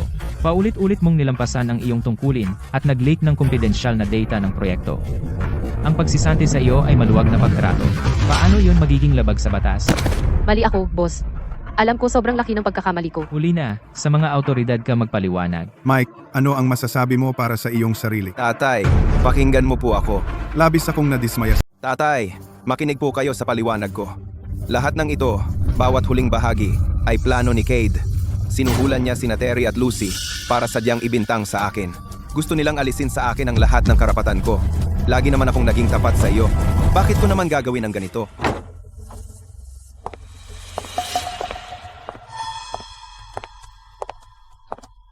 Mike, tigilan mo na ang pagdadahilan. Lahat ng mga palihim mong gawain, nandito na ang lahat ng ebidensya. Ano bang sinusubukan mong gawin, Nina? Pinalaki kita sa lahat ng mga taong ito, tapos ipagkakanulo mo ako. Pinalaki? Ikaw, itinuring mo lang akong isang pyesa na pwedeng itapon. Mula nang hanapin mo ako, ipinahayag mo sa akin ang tunay na pagkatao ni Cade. At inutusan mo akong lumapit sa kanya. Pinilit mo akong magbenta ng tsaa sa kanya. At lokohin siya para gumastos sa akin. Pinlano mo ang bawat hakbang ng maingat. Hindi mo ako tinuring na tao, kundi isang kasangkapan lang para makuha mo ang mana. Nina, tandaan mo ang sinasabi ko. Ang misyon mo ay pagastahin si Cade sa iyo, kahit isang simpleng baso ng tubig lang. Kapag tumawid siya sa linyang iyon, ang buong mana ng pamilya ay mapupunta sa akin. Ang kalikasan ng tao ay hindi maaaring manipulahin ayon sa iyong kapritso.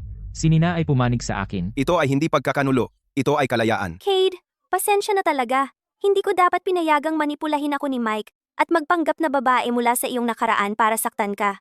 Ang alaala ng kabataan na iyon ang pinakamalinis na liwanag sa iyong puso.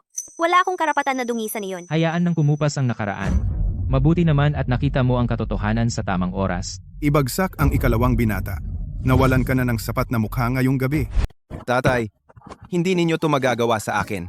Tatay, naging lubos akong tapat sa inyo. Tinulungan ko kayong patakbuhin ang grupo ng maraming taon at pinalawak ang ating mga overseas markets. Hindi ninyo ako pwedeng itapon ng ganito. Hindi ninyo to magagawa sa akin. Katapatan? Sa lahat ng mga taong ito, lihim mong itinayo ang sarili mong paksyon sa likod ko. Pinigilan ko ang paglalantad sa iyo para iligtas ka sa kahihiyan. Akala ko kahit papaano ay kaya mong makilala ang tama at mali sa mga mahahalagang bagay. Pero sa totoo lang, umupa ka ng mga tao para i-frame ang kapatid mo, para alisin sa kanya ang anumang karapatan na magmana ng yaman ng pamilya magpakailanman. Ito ba ang tinatawag mong katapatan? Ito ang lahat ng ilegal na record ni Mike, mga bank transaction slips, mga testimonya ng saksi, at matibay na ebidensya. Wala sa mga ito ang gawa-gawa. Kinuha kita at pinalaki sa lahat ng mga taong ito at nagbuhos ng hindi mabilang na mga resources. Ngunit paulit-ulit kang nagplano laban kay Cade para sa yaman ng pamilya, gumagamit ng pinakamababa, pinakamasamang taktika. Labis akong bigo sa iyo. Ako, nagsumikap ako sa kumpanyang ito ng maraming taon. Nagtatrabaho ng walang pagod at masipag. Inalis ang napakaraming pressure sa inyong mga balikat. Kaya bakit? Si Cade ang magmamana ng 10 bilyon. Pagpasok pa lang niya sa pinto, wala lang siyang kwenta na nagmakaawa ng 20 taon. Wala? Cade, nanatili siyang tapat sa kanyang pagkatao. Hindi nagpadala sa kagandahan at tukso. Sa mundo ng negosyo, siya ay humaharap sa krisis ng mag-isa at binaklas ang lahat ng bitag na inilatag mo para sa kanya. Ito ang ugali na dapat taglayin ng tunay na tagapagmana ng pamilya Lin. Ikaw naman, ang alam mo lang ay maliit na pakana. Wala kang kwenta at hindi ka kailanman magiging isang dakilang tao. Simula ngayon, alisin si Mike sa lahat ng posisyon sa loob ng Lin Group. Ikulong siya sa kanlurang patio ng Lin Manor. Magtalaga ng mga gwardiya na 24 at 7 sa tirahan. Para sa inyong tatlo, Sue, Helen at Lucy, kayo ay kinasuhan ng paninirang puri, maling paratang, ilegal na pangangalakal ng wildlife at pagnanakaw ng trade secret. Ang pulisya ang hahawak sa inyong mga kaso ayon sa legal na proseso. Mr. Lin, kahanga-hanga kayo. Si Mike ay mabagsik. Gagawin niya ang lahat para makamit ang kanyang mga layunin. Siya ay ganap na hindi angkop na mamahala sa mga gawain ng Lin Group. Si Cade naman ay mahinahon at matatag, sinusuportahan ng matibay na ebidensya, at laging naninindigan sa mga hangganan ng moralidad. Siya ang nararapat na tagapagmana ng pamilya Lin. Tandaan mo, Cade, hindi ko ito tatantanan. Wala na.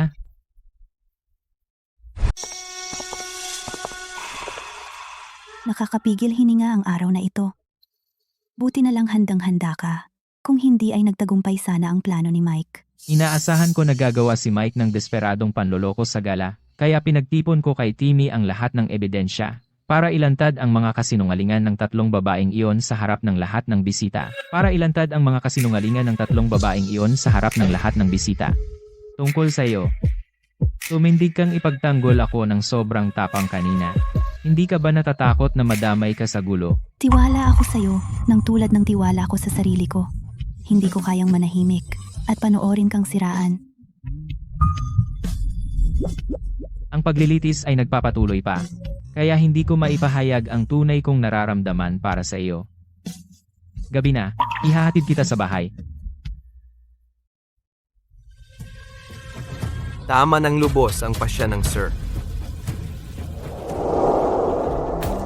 Sir, magaling ang ginawa ni Cade kamakailan. Hindi lang niya naayos ang iskandalo ng perpekto, pinatibay din niya ang kanyang prestihiyo sa buong industriya. Ang halaga sa merkado ng Peak Tech ay tumaas ng halos 30% kamakailan. Natugunan niya ng ganap ang lahat ng pangunahing kinakailangan ng pagtatasa. Alam ko na hindi ako bibiguin ng batang ito. Ganap na niyang inalis ang duwag na pag-uugaling sunod-sunuran noong nakaraan. Hindi lang siya nanindigan sa kanyang moral na prinsipyo, kundi nagpakita rin ng pambihirang katalinuhan sa negosyo na higit pa sa kanyang mga kaedad at matalas na kakayahang umangkop. Mas may kakayahan pa siya kaysa sa akin noong ako'y nasa edad niya. Bantayan mong mabuti si Mike. Doblehin ang seguridad. Huwag mong hayaang gumawa pa siya ng gulo. Pinakitaan ko na siya ng labis na awa kaysa sa nararapat sa kanya. Sige. Sir, 1 buwan na lang ang natitira sa pagtatasa. Hindi dapat makaharap si Cade ng malaking hadlang. Sa natitirang panahon, nakasalalay lahat kung kaya niyang manindigan hanggang sa wakas.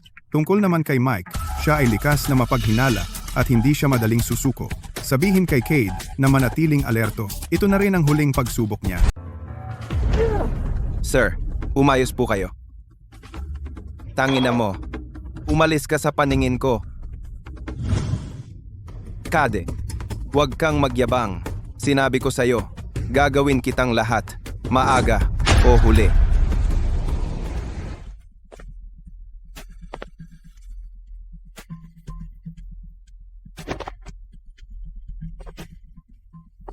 Sir, Kumusta na ang taong pinahanap ko sa'yo? Sir, handa na po ang lahat. Kailangan pa ba nating i-target si Cade? Nasa kustodiya na ng pulis si Sue at makukulong siya ng matagal. Sirang-sira na ang imahe ni Helen. Lahat ng brand endorsements niya ay tinanggal na. Wala nang kumpanyang nangangahas na kumuha sa kanya. Na-blacklist na rin si Lucy sa lahat ng kumpanya. Wala na siyang mapagkakakitaan sa J. Cheng. Mga walang kwentang talunan. Pinadala ko ang 3 babae sa kanya at wala sa kanila ang nakapagpabagsak kay Cade. Ngayon, madali na para sa kanya. Lalo na si Nina, ang taksil na puta. Ang kapal ng mukha niyang ipagkanulo ako. Matalino si Cade. Lagi niyang inihahanda ang lahat. Sa tingin ko, dapat na tayong tumigil. Sa tingin mo ba, matatalo ako sa huli? Oo. Hindi na makakalapit ang ordinaryong babae kay Cade. Matagal na niyang nakikita ang mga taong may nakatagong motibo. Pero hindi iyon mahalaga. May nakatago pa akong isang huling alas. Hindi niya makikita ang galaw na ito. Kahit gaano pa siya mag-ingat, hindi niya ito mapipigilan. Sir, ibig ninyong sabihin, Anak. Sina Helen at yung dalawa, mga piyesa ko lang. Si Cade, handang-handa na para sa kanila. Pero si Anna, ibang usapan na. Siya yung personal na pinili ni Cade na pagkatiwalaan. At ang babaeng lihim niyang nahulugan ng loob. Si Cade yung nagpalapit sa kanya sa tabi niya. Oh, sir, balak niyo po bang tuunan si Anna? Pero siya ang pinaka-pinagkakatiwalaang kanang kamay ni Cade. Ganap siyang umaasa sa kanya. Eksakto. Dahil siya ang taong pinagkakatiwalaan niya higit sa lahat. Siya ang ating mahinang punto na gagamitin. May nararamdaman si Cade para sa kanya, pero hindi niya ito maamin dahil sa assessment. Ang pagpipigil niya sa sarili ang pinakamalaking kahinaan niya. Huwag mong kalimutan, hindi pa tapos ang assessment. Kung gumastos si Cade kahit 1 sentimo para sa kanya, panalo na ako ng walang laban. Ang galing niyo po, sir. Ngayon, maghanap ka ng ilang mapagkakatiwalaang lalaki at itago ang kanilang pagkakakilanlan. Subaybayan lang ang bawat galaw ni Anna, saka kunin ang pagkakataon para agawin siya. Walang anumang pinsala sa kanya. Pinakamahalaga, kailangan mong sabihin kay Cade na magdala ng 10 milyon na cash para tubusin siya. Kailangan siyang mag-isa.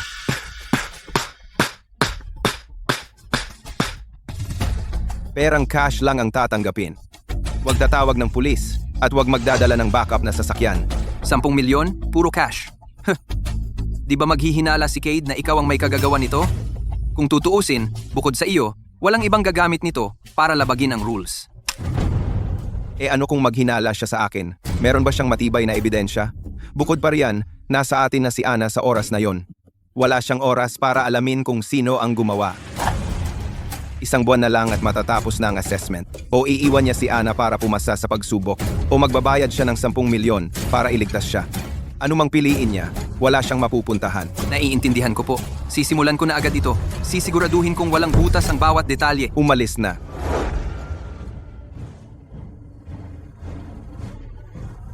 Cade, ang mana ng Lynn ay hindi kailanman magiging iyo. Habang tumitindi ang nararamdaman mo para kay Anna, lalo kang matatalo sa akin. Hindi ako makapaghintay na makita kang bumagsak ng tuluyan. Baka dapat ako na ang mag-una at sabihin sa kanya ang tunay kong damdamin.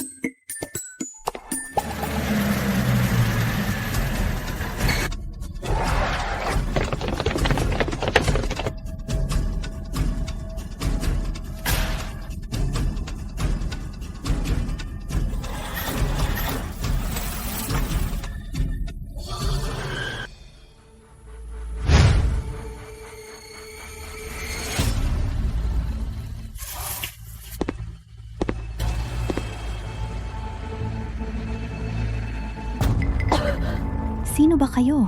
Bakit niyo to ginagawa? Miss Lee, huwag mo nang sayangin ang boses mo sa pagpupumiglas. Pera lang ang gusto namin sa'yo.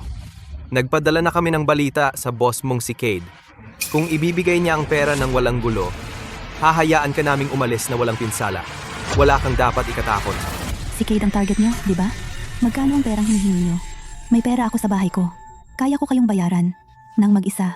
Tatawagan ko ang pamilya ko para mag-transfer ng pera ngayon din. Huwag ninyong isali si Cade dito. Nasa gitna siya ng isang mahalagang pagsusuri. Pagsusuri? Ang halaga ng ransom lang ang pakialam namin. 10 milyon na cash, walang kabawas. Kung maglakas loob si Cade na umiwas o tumawag sa pulis, hintayin mo na lang siyang dumating at kunin ang bangkay mo.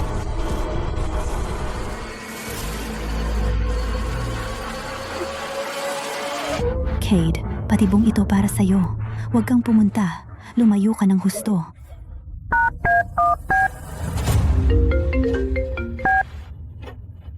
Hello? Ana, nasa amin na ang babae mo.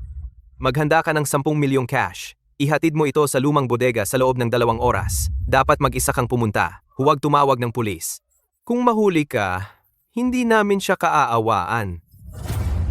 Boss, ano po ang problema? Anong nangyari? Kinidnap si Ana. Sinabi ng mga kidnapper na dalhin ko ang 10 milyon na cash ng mag-isa. 10 milyon. Talagang para sa'yo ang mga ito. Gawa talaga ni Mike yan. Pinipilit kanyang gumastos para sa isang babae, para mawala ang karapatan mo sa mana. Boss, tumawag na tayo agad sa pulis. Tipunin ko ang mga tauhan ko para iligtas siya. Maaari nating ibalik si MS Lee ng ligtas at walang pinsala. Sabi ng mga kidnapper, bawal ang ibang tao. At bawal ang pulis. Hostage nila si Ana. Kung malaman nila, sasaktan nila siya agad-agad. Ano ba ang dapat nating gawin ngayon? Hindi natin kayang biguin ang assessment na ito. Ano bang pagpipilian natin? Sakripisyo ba natin ng assessment? Ibigay ang 10 milyon? Cade, ilang beses na ba kitang binalaan? Lumayo ka rito. Sulit ba na sirain mo ang sarili mo para kay Sue? Hindi ka talaga niya minahal. 3 taon ka nang nagtatrabaho sa kumpanyang ito. Alam ko kung anong klaseng tao ka. Huwag mong itapon ang buong kinabukasan mo dahil sa isang sandaling pagkakamali. Matauhan ka na agad. Maaari nating ayusin ito ng magkasama. Huwag mong kunin ang loan na ito. Kung may problema ka, kausapin mo ako ng pribado. Huwag mong idamay ang buong opisina sa gulo mo. Kung makakapagbigay ka ng makatwirang paliwanag, matutulungan kitang mag-apply ng internal hardship. Gising ka na po, Mr. Lin. Eto po, isang basong tubig. Ayos lang ako simula kagabi. Halos wala kang malay, kagabi. Hindi ko iyon ibinibilang laban sa'yo. 10 taon ng pagmamakaawa ko sa isang tao, walang saysay ang naging resulta. Akala ko'y isinara ko na ang puso ko sa lahat. Pero iba si Ana. Maaari akong sumubok muli na pumasa sa assessment, kaya akong bumangon muli kahit mawala lahat. Pero kung mawala si Ana, mawawala siya ng tuluyan.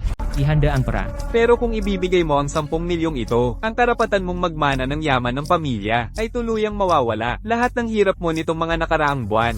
At ang mataas na pag-asa ng tatay mo ay mauuwi sa wala. Alam ni Mike na mahal mo si Ana. Kaya niya itinakda ang bitag na ito. Hindi natin hahayaang magtagumpay ang kanyang plano. Huwag mo akong pigilan. Nagpasya na ako. Ikaw, mamuno ka ng isang grupo para paligiran ang perimeter ng bodega. Sa sandaling marinig mo ang aking senyas, o kung susubukan ng mga kidnapper na saktan si Ana, salakayin agad ang bodega. Gusto kong maunawaan nilang lahat ito, kahit nalabagin ko ang mga patakaran ng pagsusuri. Hindi ko hahayaang manalo si Mike sa larong ito. Kailangan kong ibalik siya ng ligtas.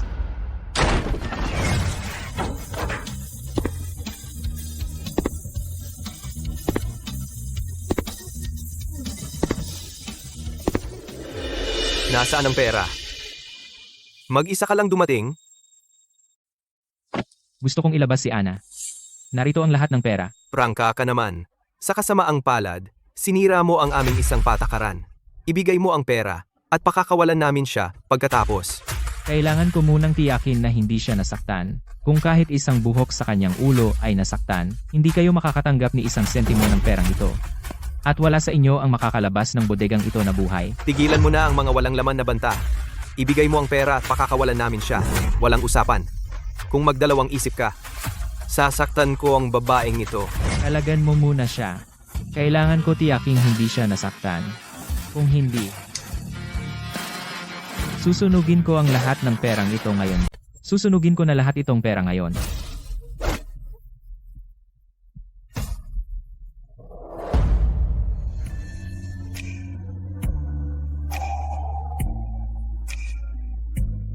Cade, hindi ka dapat pumunta. Bitag ito ni Mike, para sa'yo. Bakit mo isasakripisyo ang tsansa mo para lang sa akin? Wala yang kwenta. Ikaw lang ang gusto ko.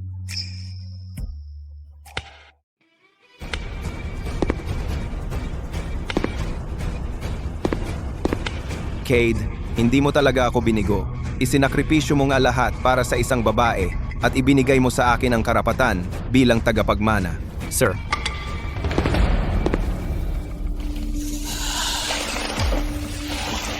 Tingnan mo yung sarili mo. Lalo kang naging matalino sa mga taong ito. Nakikita mo agad ang bawat babaeng ipinadala ko para akitin ka, pero nahulog ka ng todo kay Ana. Tulad ng inaasahan, ang pagiging sunod-sunuran mo ay nakatanim ng malalim sa iyong buto. Pero ngayon, nagpapakumbaba ka para sa iba. Mike, napakasama mo. Kinamit mo ako bilang pain para takutin si Cade? Anong tunay mong kakayahan? Tinatawag mo itong kasuklam-suklam dahil sobrang importante ka sa kanya. Mas mahalaga ka sa kanya kaysa sa lahat. Akala niya, kung susundin niya ng mahigpit ang mga patakaran, makakalampas siya sa assessment ng walang problema. Hindi niya alam ang taong pinakamamahal niya ay ang kanyang nakamamatay na kahinaan. Nagbigay na siya ng 10 milyon para sa'yo. Ibig sabihin, talo na siya automatiko. Lahat ng ari-arian ng pamilya Lin ay magiging akin simula ngayon. Oh, ganun ba? Ganun ba?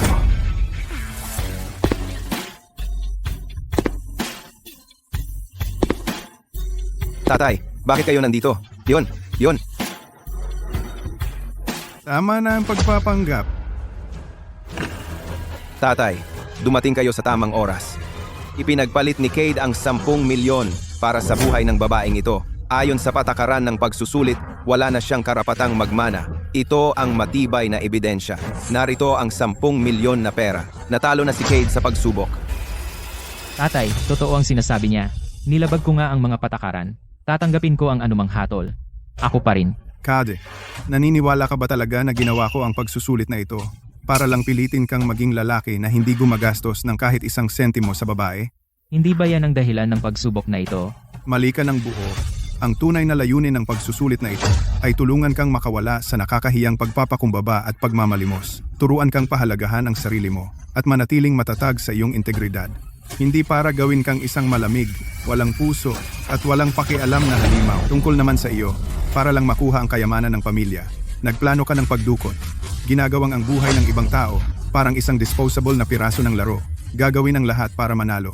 Ang iyong mga aksyon ay lumabag na sa sinaunang batas ng pamilyang Lin at lumampas sa pangunahing hangganang moral ng sangkatauhan. Sa kabaligtaran, Cade, siya ay nagbago mula sa isang tao na dati ay nagpapakumbaba ng buo para lang makuha ang pagmamahal ng isang babae. Naging isang taong matatag na nagtatanggol sa mga taong mahalaga sa kanya nang hindi nawawalan ng kanyang paggalang sa sarili. Ang pinahahalagahan ko ay hindi kailanman ang mga mahigpit at walang kabuluhang patakaran. Hindi. Imposible yan. Tatay, halatang halata ang pagkiling ninyo. Nilabag niya ang opisyal na patakaran ng pagsusulit. Natalo siya. Dapat siyang madisqualify. May kinikilingan? Binigyan na kita ng napakaraming pagkakataon para magbago, pero nananatili kang nahuhumaling sa kasakiman. Naligaw ka sa buhay ng bisyo. Pagdukot at pangingikil ay seryosong krimen. Ikaw pa ang nag-utak ng isang sabuatan para agawin ang kayamanan ng pamilya at ang iyong mga pakana ay walang awa. Bob, tawagan mo ang pulis. At isuko mo si Mike at ang 3 kidnapper na ito, kasama ang lahat ng pribadong puwersa na palihim niyang inipon sa mga autoridad para sa legal na pag-uusig. naunawaan ko po.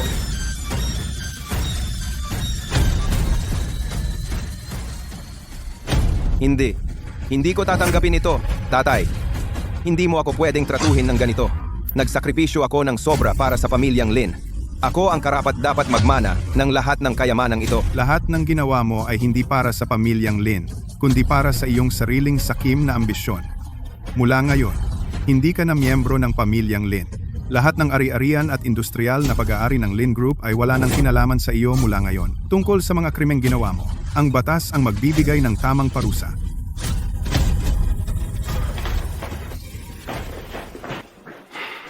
Cade, congratulations! Nakapasa ka sa aking pagsusuri. Mula sa sandaling ito, ang 10 trilyong ari-arian ng Lin Group formal na sa iyo na bilang tagapagmana.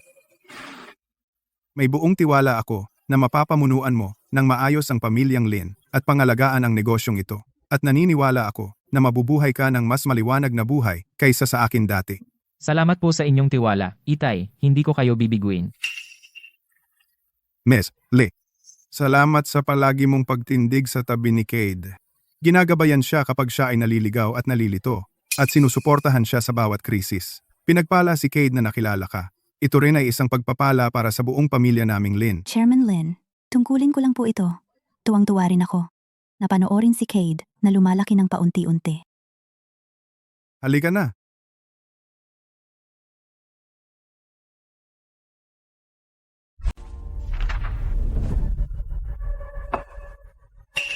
Sir, tungkol sa kaso ni Mike, ang mga paratang ng kidnapping, iligal na pangangalakal ng wildlife, at paninirang puri ay napatunayang lahat na totoo. Siya ay nasentensyahan ng 15 taon sa bilangguan. Lahat ng pondo at ari-arian na kanyang inilustay ng palihim ay ganap nang naibalik at naipasok sa pangunahing account ng grupo. Bukod dito, ang Industrial Integration Plan ng PeakTech, kasama ang Lin Group, ay ganap nang na-finalize ni Ms. Lee. Naghihintay ito ng iyong pagsusuri at pirma. Salamat sa pagprotekta sa akin at sa pamilya Lin sa lahat ng panahong ito. Salamat sa lahat ng iyong pagod. Ang makita kang ganap ng nag-mature, young master, at ganap mong pangasiwaan ng buong Lin Group ay ang pinakamalaking karangalan ko. Si Ms. Lee ay isang pambihirang talento. Siya ay maalalahanin, matalas, at napakagaling. Sa kanyang pagsuporta sa iyo, totoong masaya ako para sa iyo, young master. Boss, narito ang mga karagdagang kasunduan sa pagitan ng PeakTech at ng Lin Group para sa New Energy Division. Nakadetalye ang mga partikular na karapatan ng magkabilang panig. Pakitingnan kung katanggap-tanggap ang mga tuntunin. Ana, sa mga nakaraang araw, maraming salamat. Noong ako'y nagpapakumbaba pa sa iba, nanatili ka sa aking tabi upang paalalahanan ako at sinamahan ako sa bawat mababang punto. Nang maglaon, nang magpasya akong lumaban para sa sarili ko. Buong puso kang sumuporta at nagtiwala sa akin.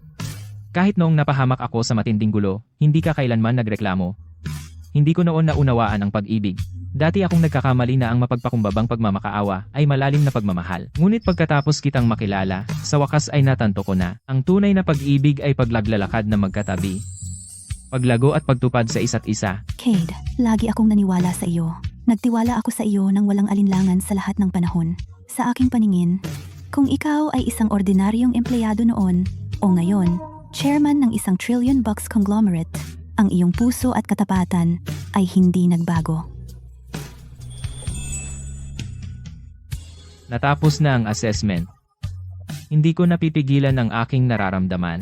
Ana, gusto mo bang maging girlfriend ko?